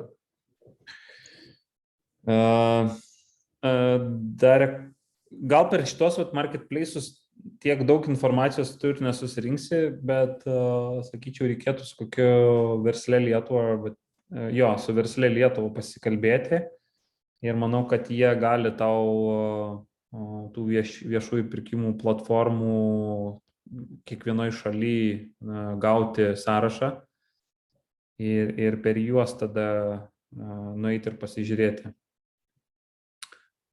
Ir bandyčiau pasižiūrėti užsienio lietuvių, kurie dirba, tarkim, ant tokių platformų. Man vieną kartą yra tekę, pavyzdžiui, jeigu aš ieškau kažkokio sprendimo, tai per LinkedIn galima susirasti irgi lietuvių, kurie dirba panašiose įrankiuose ir iš ten galima gauti reikalingos datos. Lietuviai, kad ir užsienį, bet jie tikrai dalinasi informaciją, net nepažįstami. Na, bet jau čia tiesiog reikia researchą daryti, kur viešieji pirkimai yra atliekami, dažnai jie būna ir privatus. Neatsimenu, koks lietuviškas yra irgi viešas. Jis sakyčiau, kaip viešas, jis yra privatus, bet ten tiesiog yra skelbiami viešieji pirkimai. Gerai. Judam toliau, turim dar keletą temų, tai čia tiesiog pasikartojimų, lankomumas, trafiką pasitikrinti galima SimilarWeb, tai aš siūlyčiau jį pasitikrinti per kelis pjūvius, tai yra apskritai overview, kaip tas konkurentas atrodo, tada per šalis, pasimatys per kokias šalis jisai savo srautą generuoja, per šaltinius, pasimatys per kokius šaltinius jis daugiausiai investuoja, ar turi referrals, tai yra iš šaltinius, kuriuos referuojančius šaltinius, kuriems gali ir mokėti, arba jie yra panašus ir iš ten generuoja jiems srautą, ir tada kiek yra procentaliai skirta organikui, paidui, social display, advertisingui ir panašiai. Tai jūs tada pamatysit, kad jie galbūt viską susigeneruoja per organiką ir visiškai nenaudoja paid reklamos. Tai tą informaciją tikrai iš ten galima pasiimti ir labiau suprasit, kaip pats konkurentas veikia. Aš dar noriu paklausti dėl to organic trafiko. Mums minėjo praeitą savaitę Aurelija, kuri apie brandą pasakojo, kad čia yra iliuzija, kad tu gali organišką trafiką susigeneruoti. Tai nežinau, gal čia jinai kalbėjo apie startupus, kurie tik tai pradeda ir kurie dar yra visiškai nežinomi, gal ta prasme, kai jau kalbame apie kažkokią visai žinomą brandą, tai gal tas trafikas iš tikrųjų pats ateina. Trafikas pats į savęs neteina. Ir reikia generuoti. Tai, žinai, tai viskas priklauso nuo to, kokį tu turinį kuri ir kaip jis yra suindeksuotas ir kiek esi pasiekiamas, kiek tokius keywordus arba keywordų šeimas ieško. Iš brando pusės organikas. Žinai, tai aš galvoju, negaliu atsakyti kaip Aurelija. Tai gal pasakyk man, kas yra organiškas tas trafikas? Ar kad aš suprasčiau? Gerai, kaip aš tave atradau, žinai, ieškojau kažkokiu tai laiškai vaikams ir tave pirmų numerių be mokamos reklamos išmetė Google. Jeigu tu esi štai searchuose, ne? Taip. Taip. Supratau. Sako, toks lengvas tavęs suradimas online iš esmės, ne? Taip, tai visų siekėmybė yra turėti kuo daugiau organiko, kad tau nereikėtų mokėti už lankytoją, kuris atranda tave ir suranda. Ok, supratau. Ok, tvarka, judam toliau. Klientai rekomenduotojai, nežinau, kiek jums tai yra aktualu, bet kai tik tai turit kažkokių klientų, reikėtų pagalvoti, kaip jie galėtų tapti jūsų rekomenduotojais. Man yra nekartą pavykę ir su labiausiai motyvuotais patį sprendimą vystyti, kur tu juos įtraukai netgi į roadmapą. Pavyzdžiui, visuomet klientų atsiklausi, kaip jie galvoja, kur geriau galėtų būti. Aišku, nereikia įsivelti į diskusiją, kai pats klientas pradeda produktą kurti ir tu jau nebeturi jokios įtakos jo pokyčiai. bet tie klientai, kurie nepušina, tai jas kažkaip daryti to produkto taip, kaip jis nori, bet turi gerų pasiūlymų jį įtraukti į sprendimo vystytą ir tada jisai tampa ambasadoriumi ir gali kalbėti į išorę, kad jam patinka, jis yra prisidėjęs ir rekomenduos tiek B2B, tiek B2C klientams, jog taip, tai produktas ar paslauga, kuris žiauriai geras yra ir jį reikia pirkti. Kas kartais gal būna keista, bet gali būti naudinga, tai aktyviai komunikuoti su visais kliento darbuotojais, skirtingais lygiais. Tai yra, jeigu ir nupirko iš jūsų paslaugą arba produktą CEO, bet įtraukti kuo daugiau organizacijos žmonių į tą pačią komunikaciją. Jeigu siunčiate jūs naujienlaiškius savo klientams, tai įtraukti kuo didesnį skaičių žmonių, kurie galėtų tą informaciją gauti. Tuo jūs užsitikrinat ir ilgesnį buvimą toje organizacijoje ir jie jūs atsimins ir tuo pačiu gali rekomenduoti, jeigu jūsų paslauga ar produktas jiems patinka. Tai kai mes galvojam, kad, žinai, tik tai decision makeris turi gauti dėmesį ir tik jam kalėdinės dovanos turi keliauti, tai ne visada, žinai, turi visa organizacija būti įtraukta ir būti žinai, tie, kuriems patinka tavo produktas ar paslauga. Ir, žinai, mes kartais taip galvojam, žinai, tai nusipirko tą paslaugą ar produktą mažas klientas ir jis mažas, žinai, ne ICP, bet turėjau tokią patirtį, kur mažas, bet labai pozityvus klientas nusipirko paslaugą, naudojasi ją ir vis gaudo to didesnio dėmesio iš mūsų. Ir galiausiai rekomendavo su juos nusipirkusią didžiulę korporaciją. Ir čia buvo B2B sprendimas ir ta didžiulė korporacija, matydama, kaip gerai veikia mažas tas pozityvus klientas, pasiūlė ant visos korporacijos įsidiegti tą sprendimą. Tai iš esmės dėmesys bet kokio dydžio klientui gali didelį impactą duoti. Tau atrodo, žinai, kad čia mažas klientas, tai jisai nusipirko, jis daugiau niekada negrįš, daugiau nepirks, didesniems tik tai reikia tą dėmesį rodyti, bet iš esmės kartais būna ir atvirkščiai, žinai, tu rodai visiems vienodą dėmesį ir gali būti rewardas už tai. Taip, partneriai.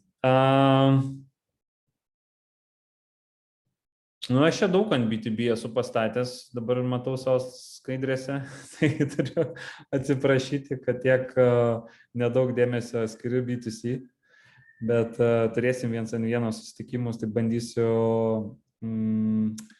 bandysiu kažkaip išpirkti šitą. Iš esmės B2B partnershipas, ar ne, tai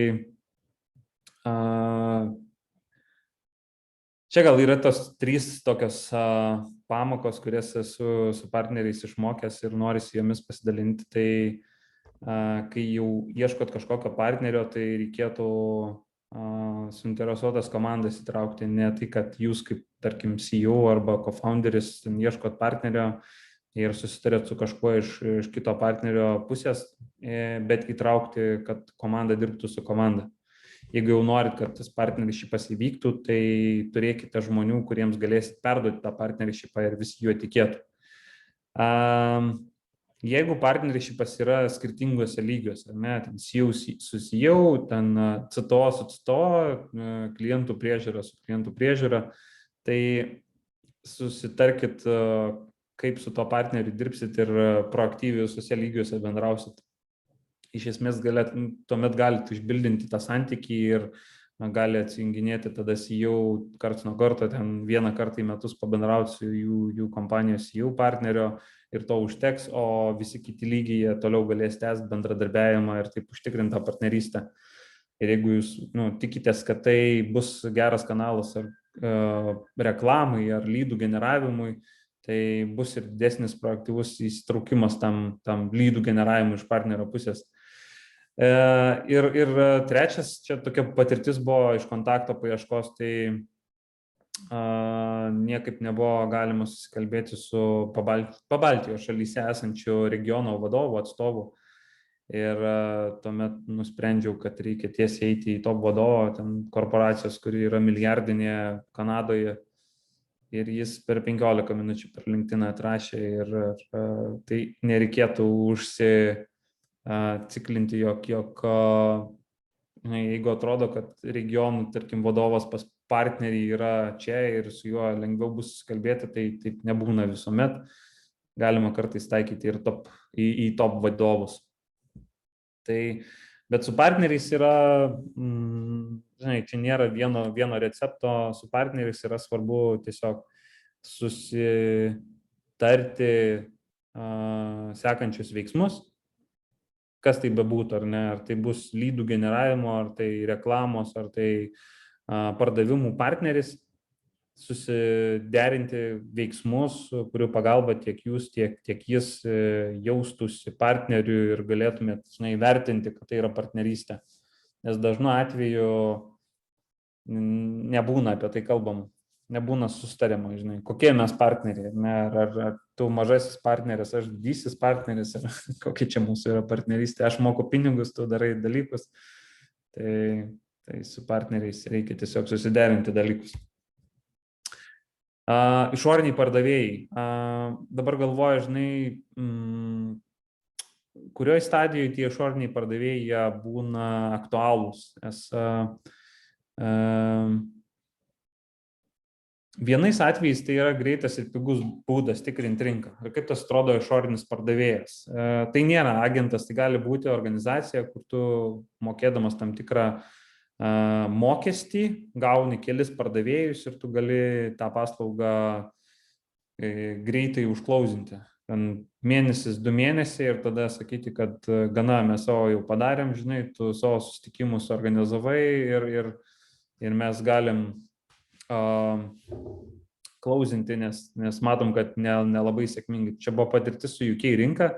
Kai mes pasisamdėm, nenorėjom investuoti į pačią rinką didelės pinigų sumos, pasisamdėm išorinių pardavėjų agentūrą ir jie 3 mėnesius dirbo ir organizuodavo susitikimus ir preliminariai preparduodavo, tai yra, jie neparduodavo, bet jie įvesdavo į kontekstą, koks bus susitikimas ir koks yra produktas ir kaip pardavėjas atkeliaudavo, tai būdavo aišku, dėl ko vyksta susitikimas.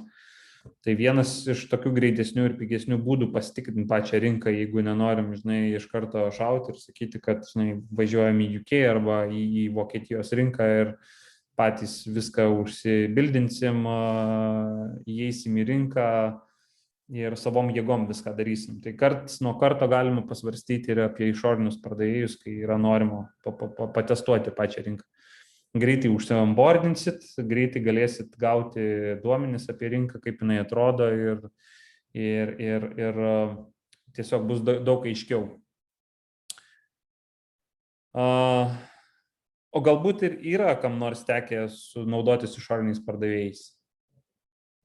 Ar yra kam nors tekę tuo naudotis? Ar čia yra naujiena?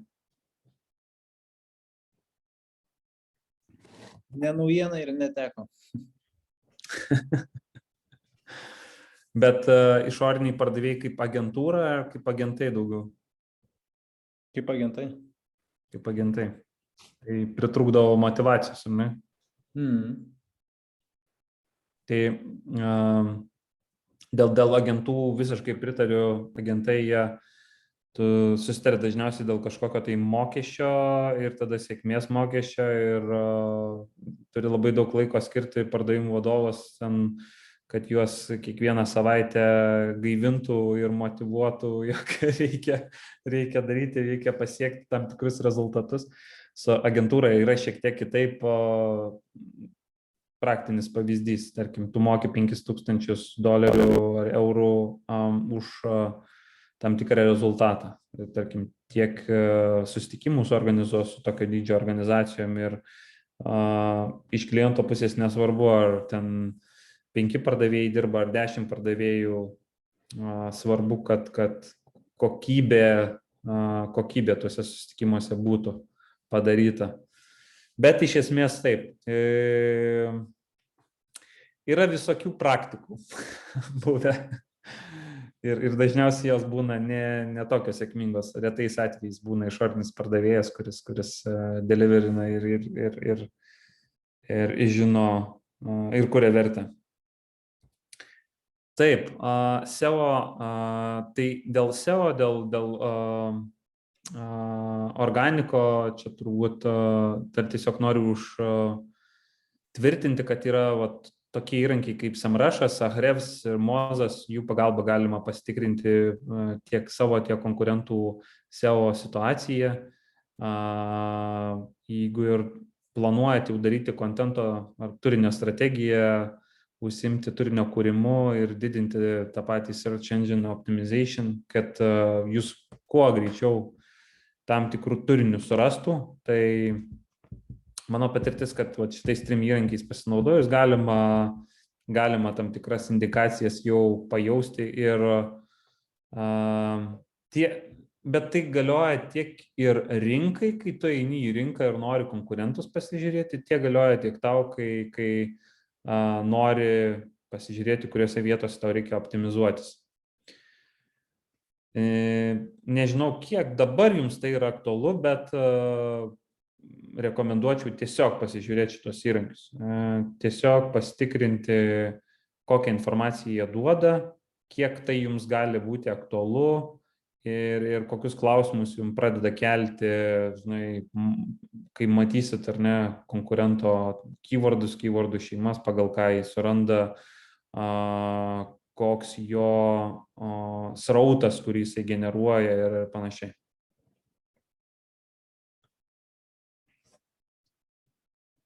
Taip. SEMas, tai aš paprasčiausiai tiesiog sakau, tai yra Google Adsai, remarketingas ir prie to, jeigu ir norisi grįžti, tai daugiausiai savo patirties dirbu su agentūromis arba turiu vidinius žmonės, kurie tuo užsiima. Iš esmės,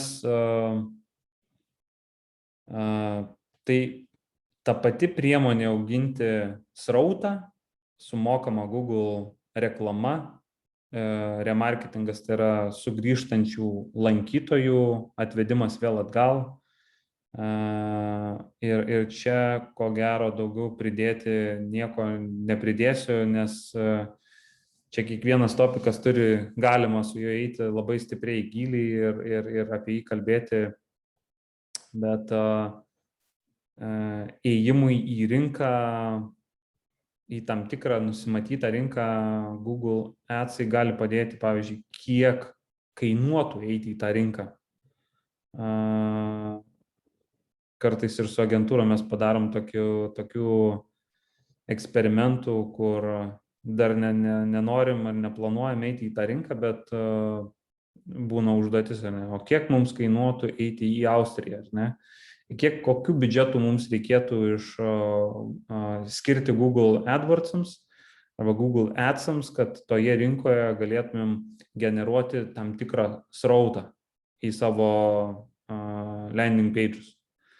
Ir tada gali įvertinti, kad konkurentai už AdWords'ą, tarkim, tam tikrą moka tiek ir tu gali jau pasilyginti ir lyginti su tam tikrom rinkom, kur tu jau esi ir skirti biudžetą, kai tu gali skirti ir labai aiškiai apsibrėžti, kad kiek už tam tikrą biudžetą tu sugebėsi sugeneruoti tam tikros srautų.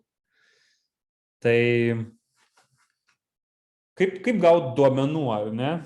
Viena opcija yra pasižiūrėti, kokie jūsų draugai ir pažįstami dirba skaitinės rinkodaros agentūrose. Jie tikrai žino įrankių, kurių pagalba tai galėtų padėti padaryti. Tai viena iš opcijų yra pasikalbėti su pažįstamais, kurie dirba tose agentūrose ir tada jums padėtų įsivertinti biudžetus. Bet čia jau kalba eina apie didesnius biudžetus ir iš esmės kai jau esat pasireizinę tam tikrą pinigų sumą, jau galite galvoti apie Google AdWords. Nes su mažomis sumomis ten yra sudėtinga, mažos sumas, ar ne, 500 jau 1000 ar 2 ar 5000, galbūt ta pinigų suma yra vertesnė skirti pačio produkto tobulinimui arba komandos nario kažkokio prisitraukimui, kuris galėtų, pavyzdžiui, su tuo dirbti. Tai, ką mes turim toliau? Mes turim toliau toolsus ir pasidarykim 3 minučių pertraukėlę ir tada galėsim įdėti į toolsus, ok? Gerai.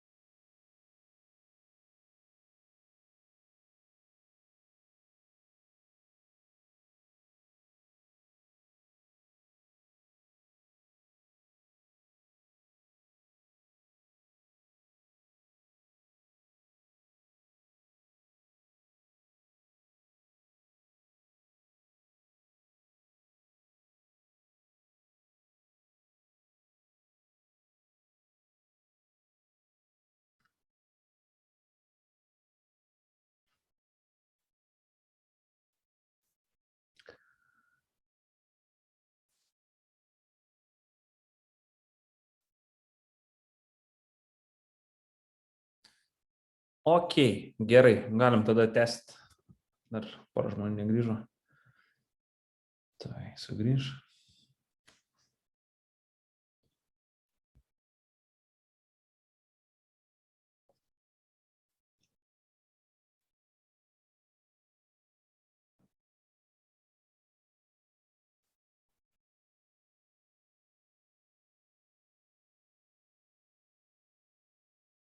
Taip, galim tada tęsti.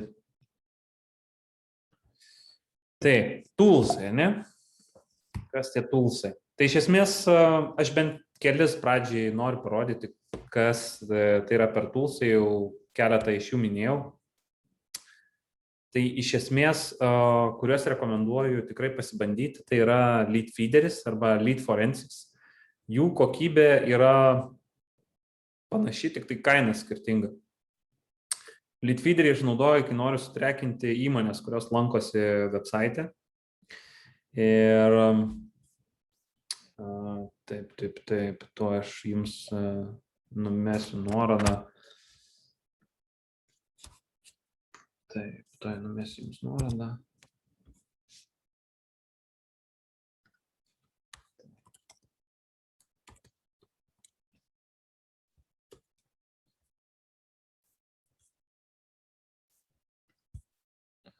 Jūs girdit mane? Viskas tvarkoj. Taip, girdim. Maybe let's switch to English. Okay, we can switch to English. There is some tools that I'm using to check the visitors tracking.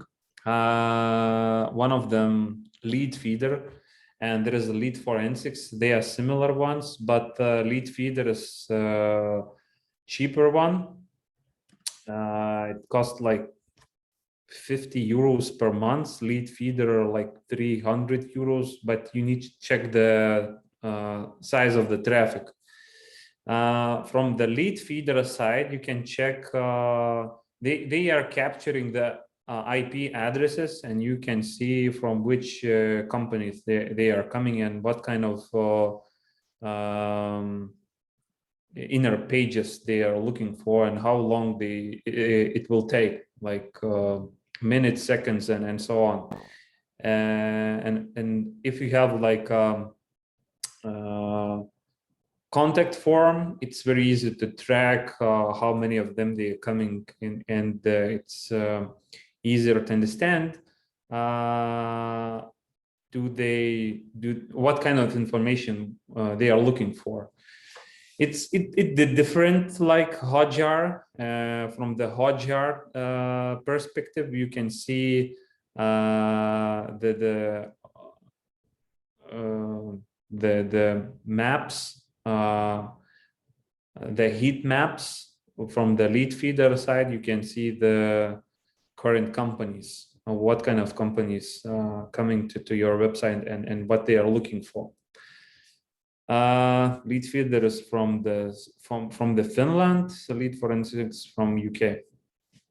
From the data scraping perspective, I prefer to try Phantom Buster. And there's a phantombuster.com, and it's the tool is for scraping. And for example, if you are doing some, okay, we can go to the Phantom Buster. Yeah, from the Phantom Buster site, you can try LinkedIn, Instagram, Twitter, email, Facebook, and so on and so on. You can see, and you can scrape the LinkedIn searches, profiles, groups, and you can do whatever you want with that data. For example, you can scrape the list of the groups and then send the invitations from the LinkedIn side. Or if you are looking for Facebook groups, you can extract that data and then do a whole funnel. What kind of things you can do with the like Facebook groups? Would you like to send some current messages for them or other things? Yeah, there is some additional features like Facebook ads library or auto liker or message sender and so on, and it's okay for GDPR. it's legal. It's legal to do that. If you have any questions and you are thinking that it's not illegal, you can ask support how to handle it from the European countryside, and they will tell you which is like legal or not. But I asked like 6 months ago about one of the data points from the LinkedIn, and they said, and they sent some links that it's legal and it's okay, because you are not like getting a lot of personal data about the people, just only links, for example. Okay, what's next? Yeah. How many of you guys using CRM? You can raise the hand. And do you know anything about the CRM? Okay. Just only one, yeah? You have to have customers in order to use CRM. So it depends if you have some or not. Okay, but there is just a recommendation. Google Sheet is my CRM. Yeah. Google Sheet is very good from the CRM side, but how you're like writing when you are follow-upping the customer, like different color or the date when you follow up? Actually, I have using U-Track. It's not CRM, it's project management system, but I made it from it CRM. But the problem is not the tools. The problem is the people who doesn't want to use it. It's the major problem is always people. Yeah. So, but I'm working with this. Okay. That is my recommendation to use any kind of CRM. It could be Google Sheets or Pipedrive or HubSpot, because there is some free versions. Depends on the number of users, but it's very good way to build a skills how to collect the data, and then it's easier to, for example, if you will use HubSpot, it's easier to send newsletters and other stuff and use your database from not just only sales perspective, and it's available from the marketing side, but it's like a reminder. You earlier or later on, you need to try any CRM for your business, because later on it will help to navigate with your customers' data. Sometimes some of the companies, Intercom or Zendesk, any support software, they are saying that there is the CRM, and it's okay.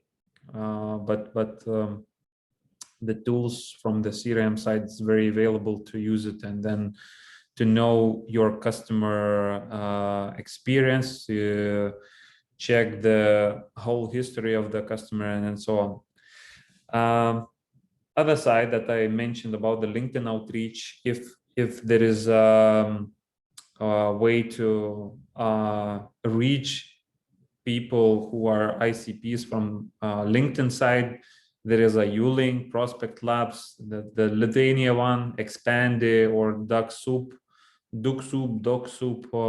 solutions for the LinkedIn outreach when you are doing your when you are looking for a bigger amount of the LinkedIn invitations. And what are these LinkedIn outreach solutions are doing? Also, I've never heard about them. So. Okay.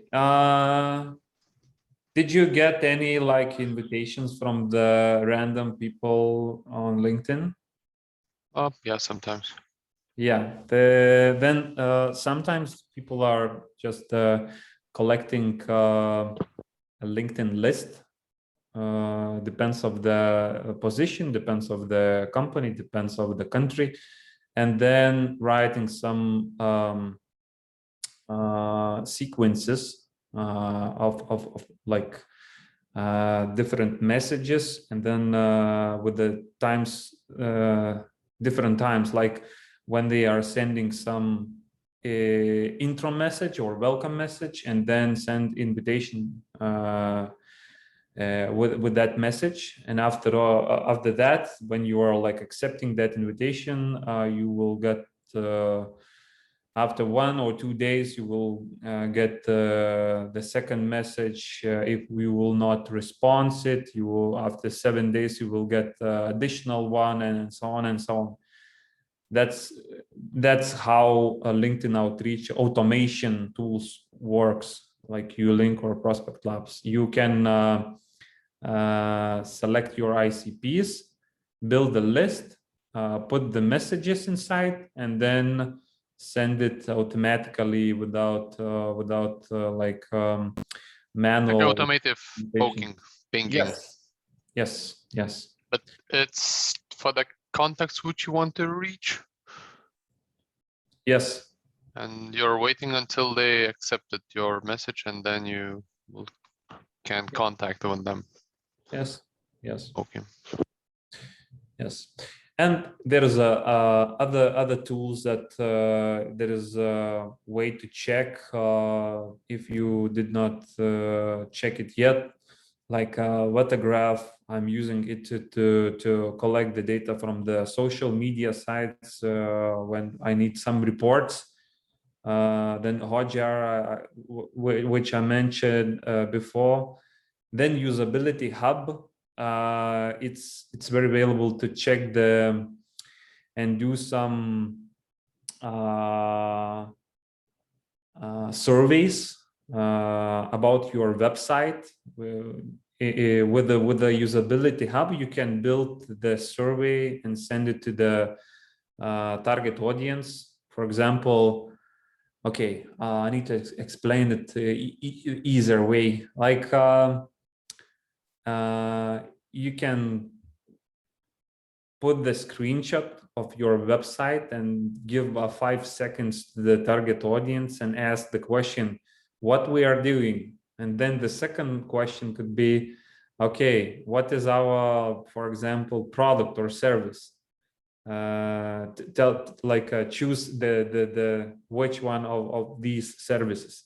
And then you can get the whole picture of how they understand your business, what kind of thing they are thinking when they see your website or product or something like that. It's kind of a testing application. The second one, like not the second one, but the Shield app. If you are doing, if you are sending a lot of if you are building your LinkedIn profile, it's easier to collect the report, and it's very good to get the whole report. What's going on your LinkedIn profile, but I will add these links and you will check it. The other ones is Attention Insights. It's very similar like Usability Hub, and you can check the heat mapping of your website. Did you heard about Attention Insights? Yeah, one of my friend is a CEO of it. Okay. Yeah, I'm I'm promoting it. Yeah, and another one is what, Egle? Is it a Lithuanian company? Yes. Okay. Yes, it's a Lithuanian company. I also had a meeting with and really interesting tool, because you can see in the just without production, just to see in PSD or other, just in browser, it's okay or not, and to make changes. Yeah, it's available when you need to find out that it's good, from the front end side, or you need to change it, like some naming convention or some visualizations on your website. But expensive. Yeah, it's expensive. Yeah. Then there is a MailerLite. It's for sending email. There is automation like Omnisend or MailChimp. There is a MailerLite. And the last one is Hunter.io. It's for contacts when you are looking for some specific contact, and you can check from the domain site, like fulfill the domain, and then you will get the emails address but it's for when you are like looking for specific contact, and you're looking for the working or valid email address. Yeah, from the tool side, do you have any questions? Yes, I want to ask about the visitor tracking tools. Are they for B2B only? Because that's what they advertise, that they give information about the companies who visit your website. Yeah, it's So for it's- B2B. So Yeah. for B2C business, it's not much use, right? Not that much. It's easier to use like Hotjar to see the how people is going through the website from the funnel side. Mm-hmm. Yeah, but from the company side, it's easier to use a lead feeder, because it's easier to understand which company is looking, which company is coming in, and what they are looking for. Mm-hmm. Okay, the next slide is okay, go-to-market framework, and give me a second. I will share the screen with another solution, and it's I need to check Lithuanian or English. Okay. Yeah, the framework is like this. It looks like very technical, but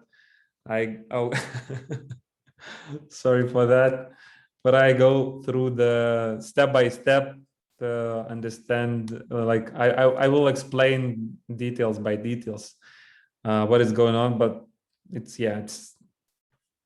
looks technical, but we will see. From the go-to-market framework, there is some steps that I need to mention. There is idea. When we have some idea from our service or product, then there is a validation stage when we are validating some points from the internal audit, market research, some external inputs, and so on. After the validation stage, we're going to prepare to go to the market. Then we are launching our preparation, and we are checking all pieces of that big picture. And then when we are in the market, we need to understand, do we what is going on? Do we in the market, and then we are running, we are selling, marketing, working, or we need to validate our idea because it doesn't work, and so on. And first of all, we go through the step by step. And if you have any questions, just hold the hand, raise the hand, and then say, I don't understand anything. We need to come back. It's completely like too heavy, and so on. Okay. From the idea perspective or idea stage, there is a hypothesis, and you need to understand your hypothesis when you are going to the market, and what you are getting on it, like what kind of service or product you are preparing to that market. And there is some kind of validation actions, and I think you did that job. Like, you have your own startup at the moment, and you have your not that just only idea, but product and service. And we can go to the validation stage when we are validating, like do we have all pieces of our go-to-market preparation? Do we have like internal inputs, people, competencies, or track record that we can go to that market? And from the internal audit perspective, yes, we are doing a lot of stuff that we are matching our ICPs. And it's a current working go-to-market framework, and you can see that the current our company name, that we are matching our ICPs. And do we preparing only like new one ICP, or we are matching with the current ones, that it will be the same when we go through the like 3 or 4 ICPs that we have. And okay, Russ, see you soon, bye-bye. And from the people perspective, when we are doing our internal audit, what does it mean internal audit? That do we have people who have competencies and experience to go to that market, or just only me and you are going to that market with that experience that we have? Or if the team is bigger one, we can assume that there is a people who have competences, experience, and then we will do it right with that resources that we need. From the track record perspective, sometimes when we are going to the market, we don't have any additional components. For example, case studies. We are going to that market with the from the scratch, without any case studies, without any customers, without any projects behind. Like sometimes it could be just only first customer from that market, and we can't say anything good about our startup, and we just need to validate that information. If we have it, like if we have current customers, we can do it based on them, from the reviews, from the case studies, and so on. And if we not, we need to check it. Do we need the case studies in our home market? And then we can go to that market, which is on our plans. From the market research side, as I mentioned before, there is a market offering side from the direct competitors and alternatives. And from the direct competitors, yes, there is competitors check sites, like from the, it's part of the Lithuanian, part of English. Sorry about that. But from the competitor sides, when you are doing market research, you can check different channels, from the manifest, Edu CBA, or Oler, or review listing websites, or App Futura, App Firms, Clutch, or pricing check on the competitors like goodfirms.com. And you see there is the same information. You can check the similar web. If you need additional information about the competitors, you can check the social media for example, LinkedIn company pages, followers, traffic, agencies, and so on. And from this side, you can do your external inputs about the market offering and get for example, pricing. When we are going to that market, we need pricing ranges. Maybe it's not the right market when we are going, because the services or your product is cheaper, and it will be very costly to open the branch or do your Google ads or marketing on that market. And from the market research side, it's almost the same information when you're checking the market capacity. As I showed before, there's a exporter databases, there's info about the market reports, additional channels like IT firms, GetUp, Capterra, and so on, social media, Orbis, or Statista.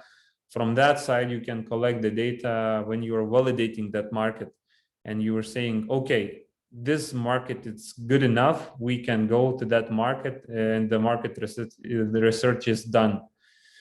And from the market offering, like alternatives, I I prefer to check the same technology stacks, like check Datanize, build with, similar tech, and then you can realize that the validation stage is done, and we can go further to the go-to-market preparations stage. Do you have any questions?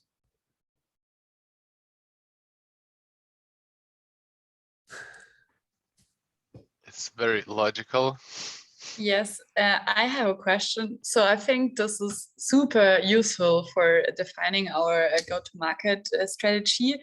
Do we get a link for it or a copy of the overview of the board? Is that possible? Yeah, it's possible. I will share the overview of that. I will share it because on Wednesday we have a workshop, and we will.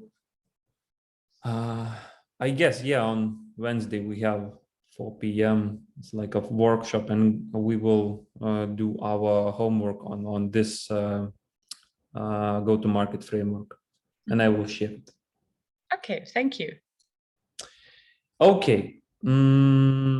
Yeah. Can I Yes. also ask, do I get it right that we basically, what you put here is what we talked today through the whole class? Like the tools, the steps that we should do before, like when we want to enter the market. Is this more or less the same stuff? Could you repeat? So my impression is that this framework is mainly pointing out the main tools and the main ideas that we should do before entering the market, right? Yes. So basically what we talked today, it's structured system and scheme that presents, right? Yes. Yes. Additionally, there is like a validation, like you know, that I show what is like a, for example, go-to-market preparation stages, like business plan, sales pitch, presentation, and so on, what is inside. And when you are like, for example, saying that there is a go-to-market strategy, but behind that strategy, there is some activities that you need to finalize or think about it. Like without business plan, it's very hard to go to that market. Especially if you are preparing that business plan to your investors, or just you want to understand how many of different competencies do you need to open that market. Like, do you need a social media person who will be responsible of it, or do you need salesperson who will go to that market and just do the B2B meetings and launch that market? Depends of the activities you need to open that market. From the go-to-market preparation side or stage, there is a few different like sides. Like there is a business plan, there is a sales pitch, and there is a presentation. It's a presentation. It's like for example, when you have a business plan, sales pitch, it's easier to put it in one presentation and then understand and then share it with your colleagues. But if you are doing from your own, if you have one man show or woman show, it's there's no need to prepare a presentation, because you will show it to your potential investors or customers. But we can come back to the business plan, and there is like PL forecast, team competencies needed, revenue target, sales action plan. Because if you are preparing that, preparing to that market, you need to have some sales action plans or revenue targets that you are seeking. And from this way, there is just only biz dev and sales. From this part, there's business development and sales. Do you have people who will sell, or who will do a business development in that market? From the sales pitch perspective, there is more information about the service lines, value propositions, that you are selling some service line, like just only one service or product. What is our service values? What makes it competitive? Like, do we have that information about the about our value proposition, more or less?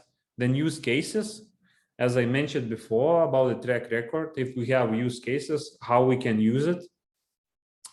And then service breakdown, distinct services, like what is the services, what kind of things we are serving or product serving to that market.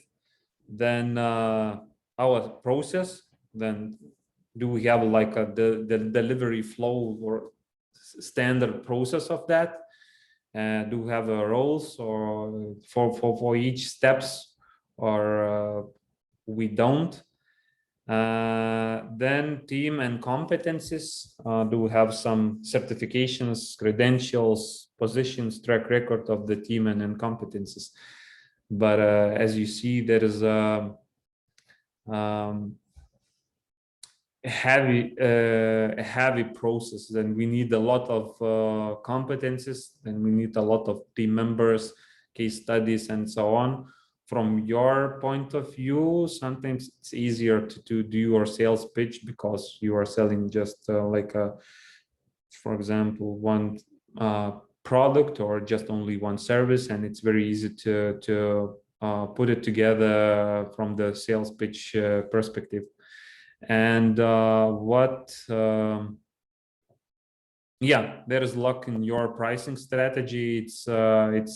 It's a good timing to lock your pricing strategy, because you know your competitors, you know what kind of price could be when you will go to that market, and you can lock it and say that 50 euros is our pricing range, and that's it, or 25 or 100. And from this point of view, talking about the use cases on the sales pitch side, you can use cases what you have, or if you don't have any use cases, success cases with your previous customers, it's you will put it like nothing, like there is no case studies, there is no referrals. We are going to that market without any track record. That's it. It's not good or bad, because but it's good to understand that we are going without any track record. And launch preparation. It looks a lot of plans, but it's very good to know from the marketing tactics, like for example, business goals, digital plan, marketing plan, communication plan, channels, action plans, timeline, and budget. But you see, there is like a lot of plans, timelines, budgets. But from the marketing tactics, when you're launching your preparation, go to specific market, it's easier to understand how many of things do you need when you're going somewhere. Like, do we have channels? Do we know them? What kind of channels? They are digital ones, they are partners. Do we have a budget to launch that market? What will be the cost of our fail, of our success when we'll do that in that market? And from the launch preparation side, it's very good to have like a communication plan. Maybe we'll do like viral videos on TikTok, or maybe we will do a conservative way, and we will launch like a PR campaign. We will put some 700 or 800 euros article on vž.lt or 15 min, and that's it. How we will launch our market and there is a communication plan. That's it.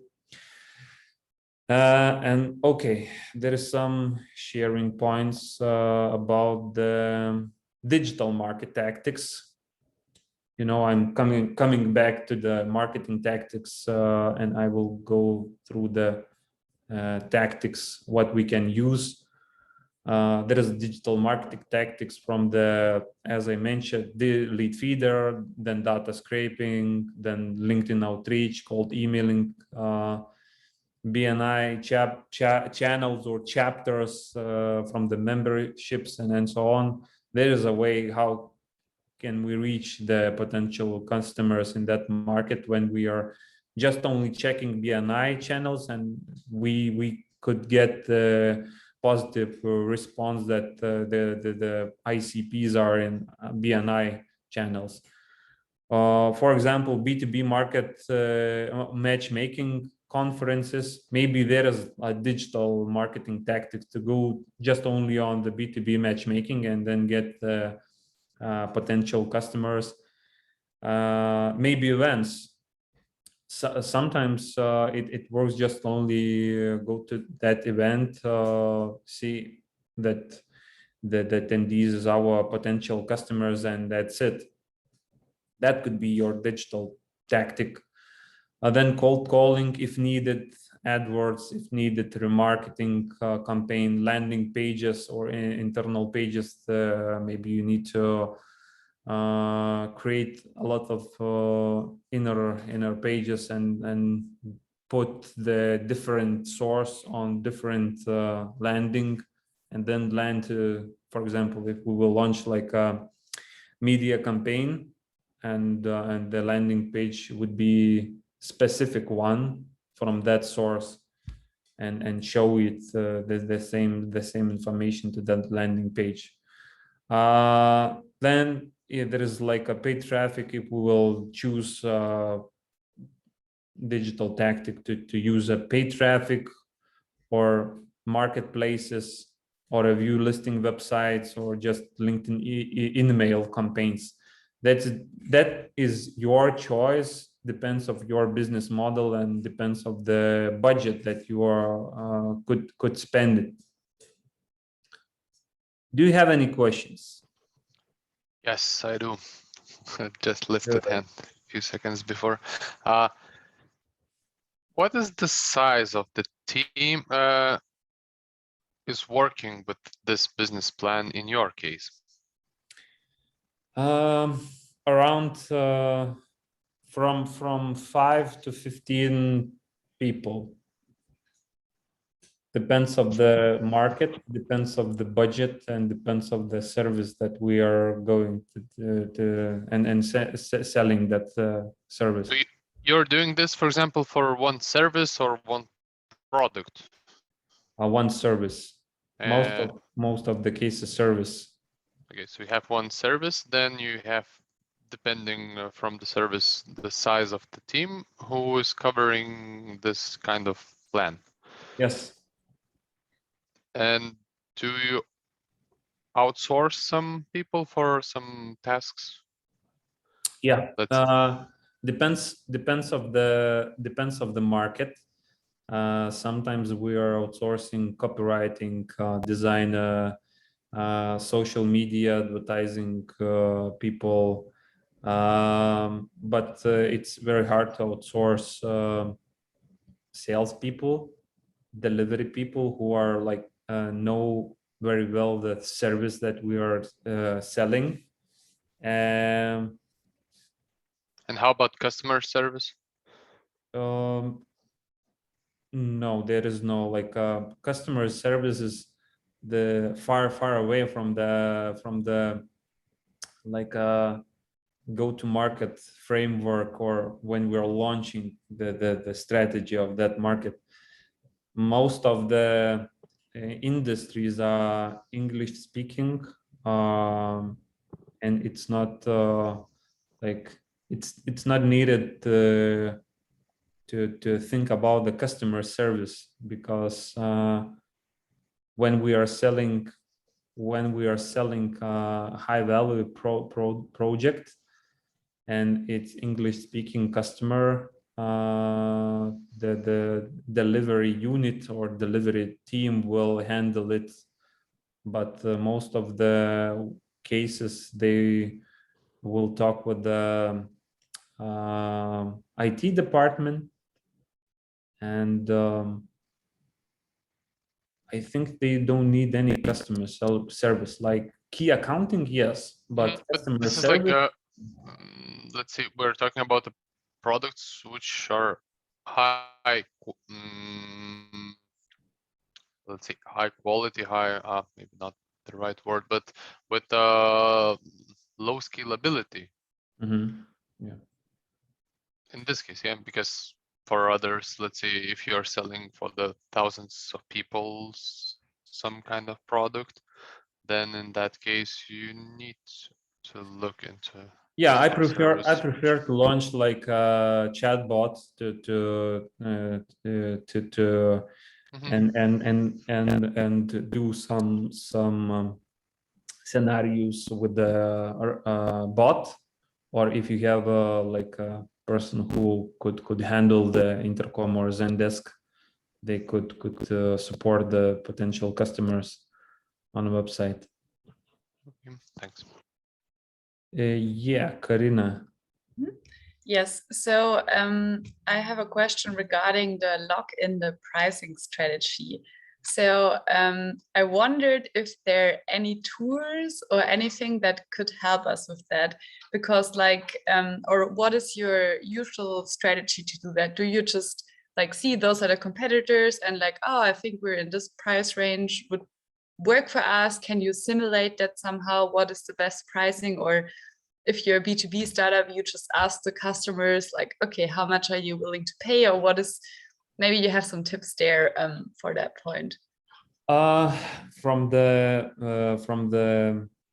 marketplaces, you can check your potential competitors and then check the like pricing ranges or packages, what they are putting inside, and what kind of features they are selling to you.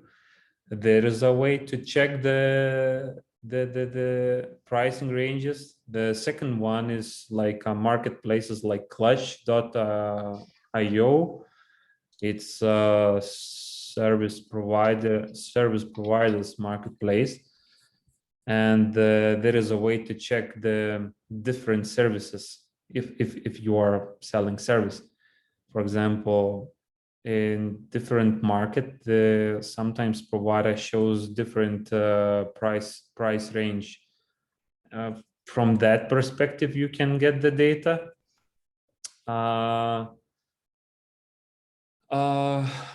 What else?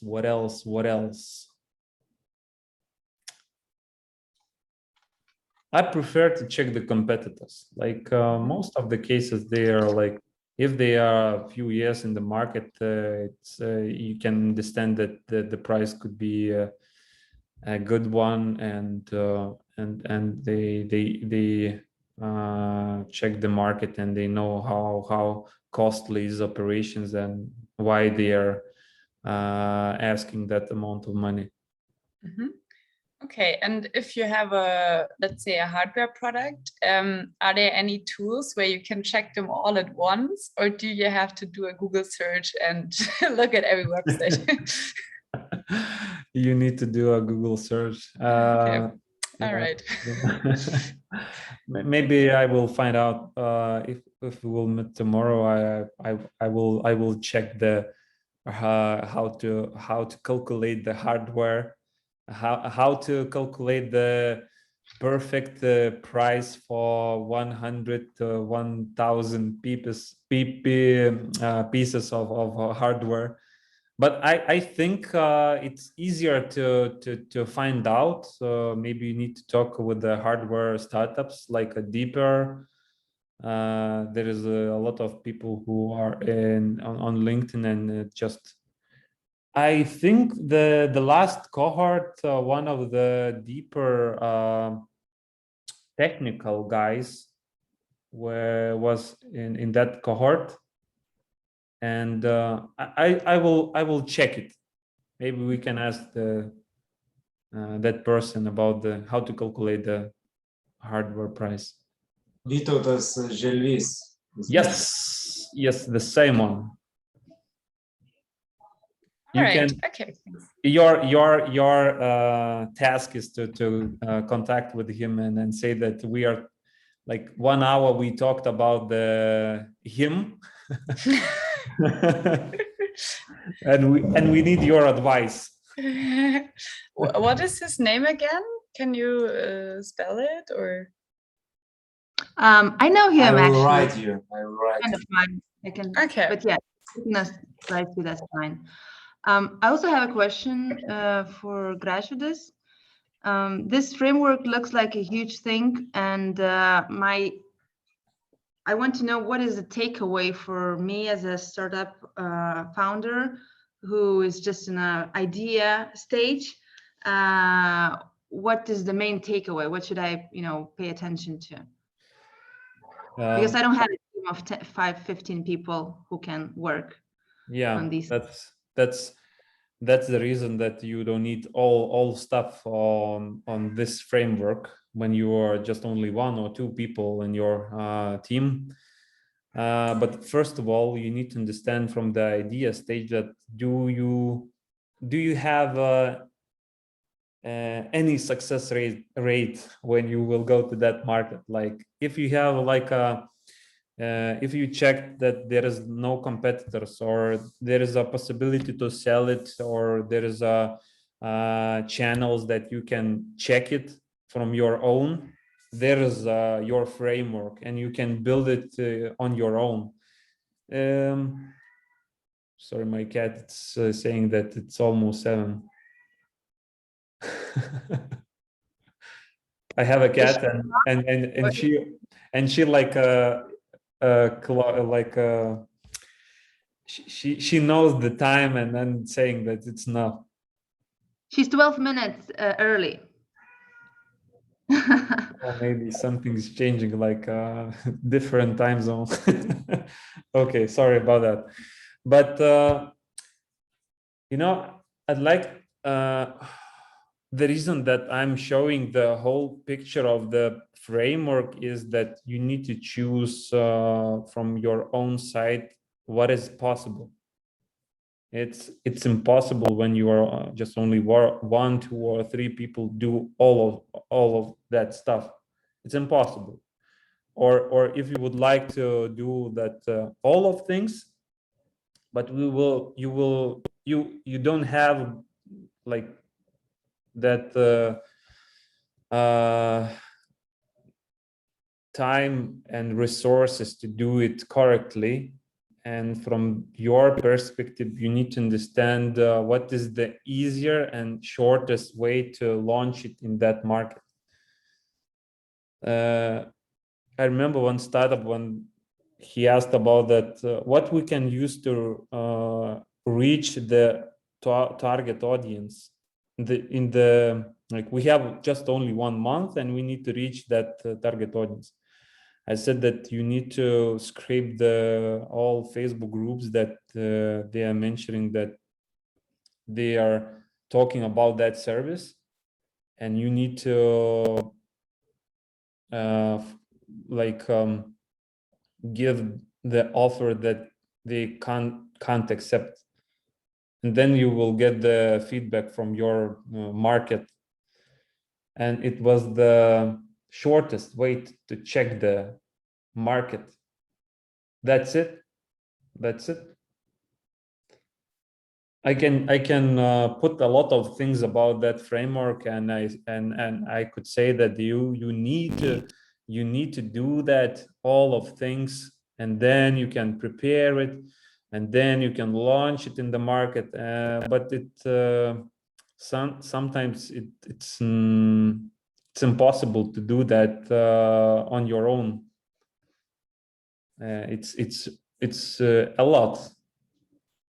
But what we can do, we can know the way that we need to think about it. Like if we are going to that market, we need to think that when we will launch it, we need to communicate it about that. we can choose how many of channels we can on how many channels we can do it. Maybe it could be just only one channel, or 10 or 15, but we can choose it. Or from the target and reporting setup, do we need a report from that launch preparation? No. Why? Maybe we need to check the Facebook ads. That's our report. Or KPIs and objectives. Maybe we need to select just only one KPI, and it shows that we are in the market and it goes well.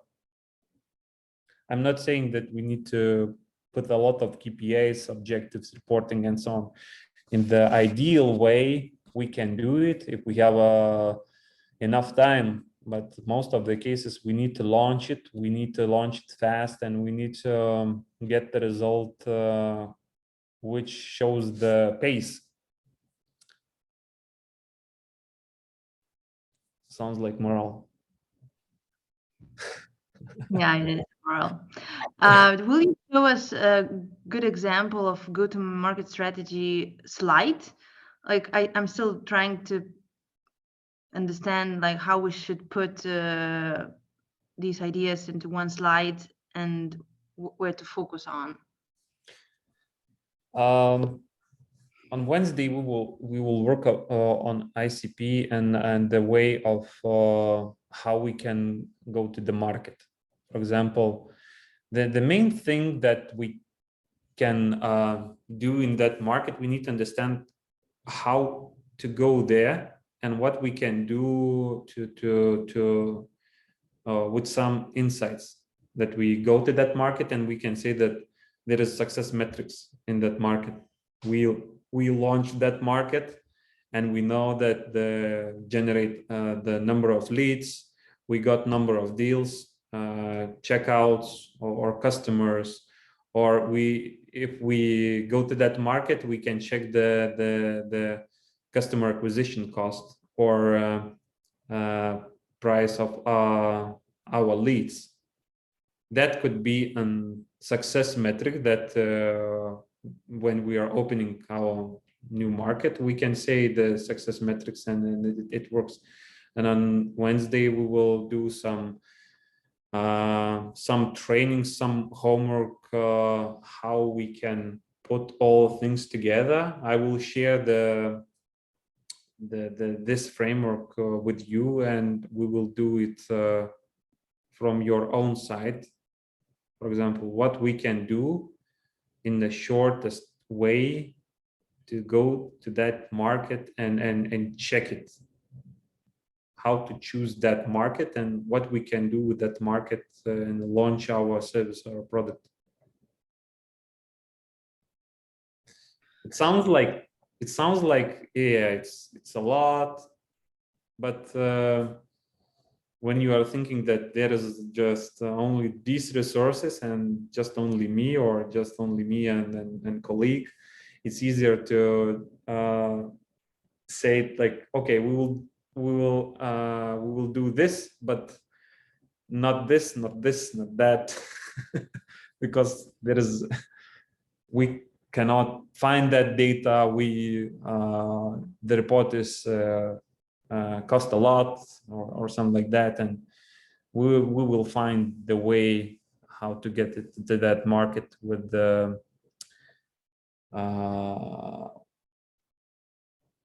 without money.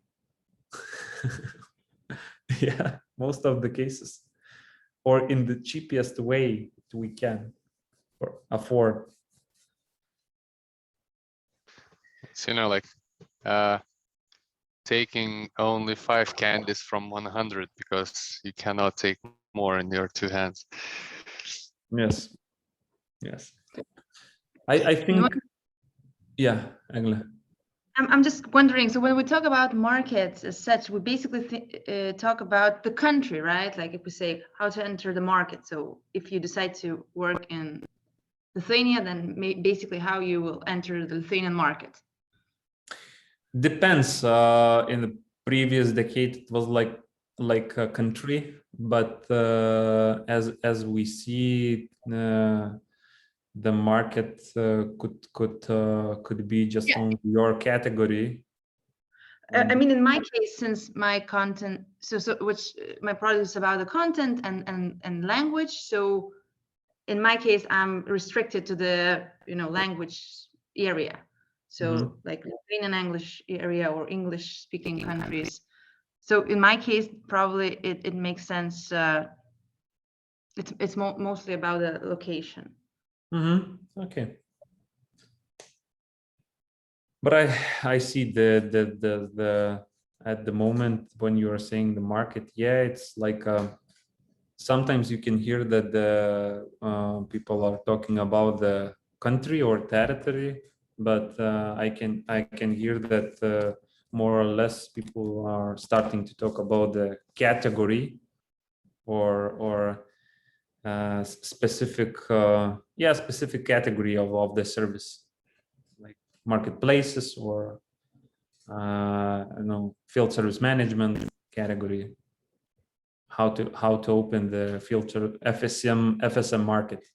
And when you are asking what are you talking about FSM market, it could be like just 2 customers in the Estonia, 2 customers UK, and then 100 in USA, and you are talking about that go-to-market framework to specific category. But okay, we will talk about the country. Country is the naming convention. Will be. Do you have any additional questions? I guess you're gonna share this on myro.com, and do we need to start working like from today, tomorrow? And in what will look our work with this? Okay. Tomorrow morning you will get the link to the Myro, and I will send the details what we can do, like what we can choose from your personal site. What do you have, and then you will get the homework. I will explain what we can do on Wednesday. But tomorrow morning you will get the link and the homework. Okay. Yeah, for the guys who haven't tried myro.com, you can download the desktop app. You can work it online, but it also can be the desktop app. Guys, how are you? Tired. Офигенный.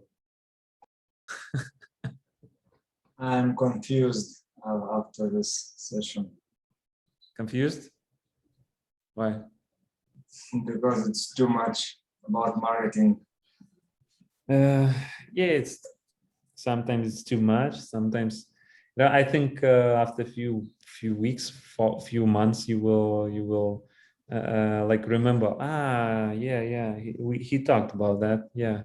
But after 2 weeks we are having another pitch, so I think how to do this all strategies go to the market after 2 weeks. I don't know how to test it and show somehow good numbers.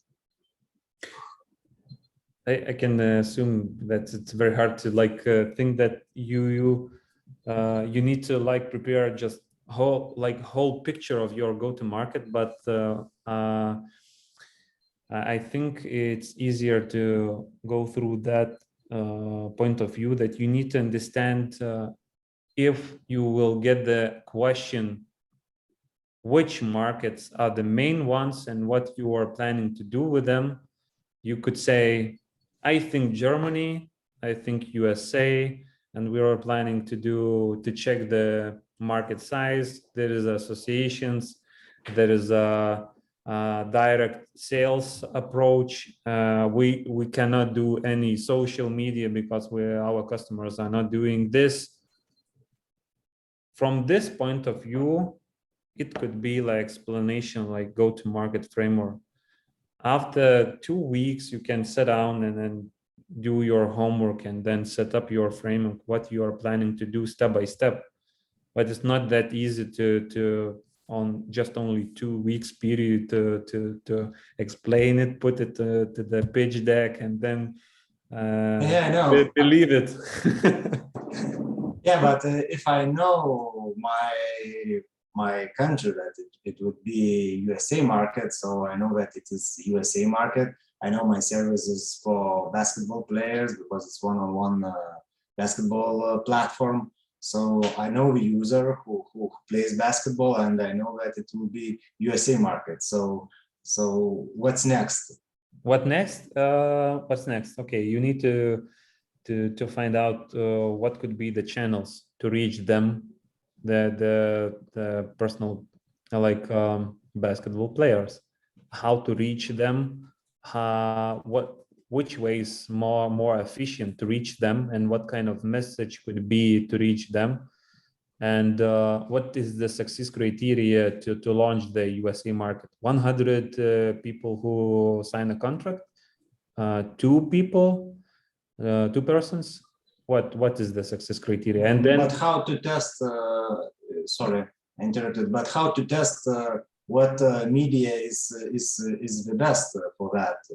So I have something, I don't know, some launch landing page to social media, so to Google Ads. I don't know how to test. How do I know that it is the best way to reach them? what is your goal? Goal? Yeah. Okay, first of all, I need it's through the app, so I need that they download my app. Then through the app, they create tournaments, and other players join them, pay joining fees, and the commission goes from all these joining fees to my startup. So we are living from the commissions. So we are goal that they play continuously every day and every hour. You know, when you're going to the market, you need to set up a goal, and it's as I said, like it's enough 100 customers, and we are just we could say that, yeah, we reached the goal, we opened the market, and then we can go back and check what kind of things we need to do to go to that market. Do we need set up channels? What kind of channels? Do we need people? What kind of competences do we need? Salespeople, marketing people, and so on. Do we need some reports to understand how many of potential basketball players or associations could be my customers? We need that list. And then step by step, you could reach that framework that you can try and experiment in different ways, that framework. But I guess we are finalizing our time. Yeah, okay. I will reach you tomorrow. Yeah, we will talk tomorrow, and it will be easier tomorrow to go through that framework and check by your own needs. Okay. So thank you for your time.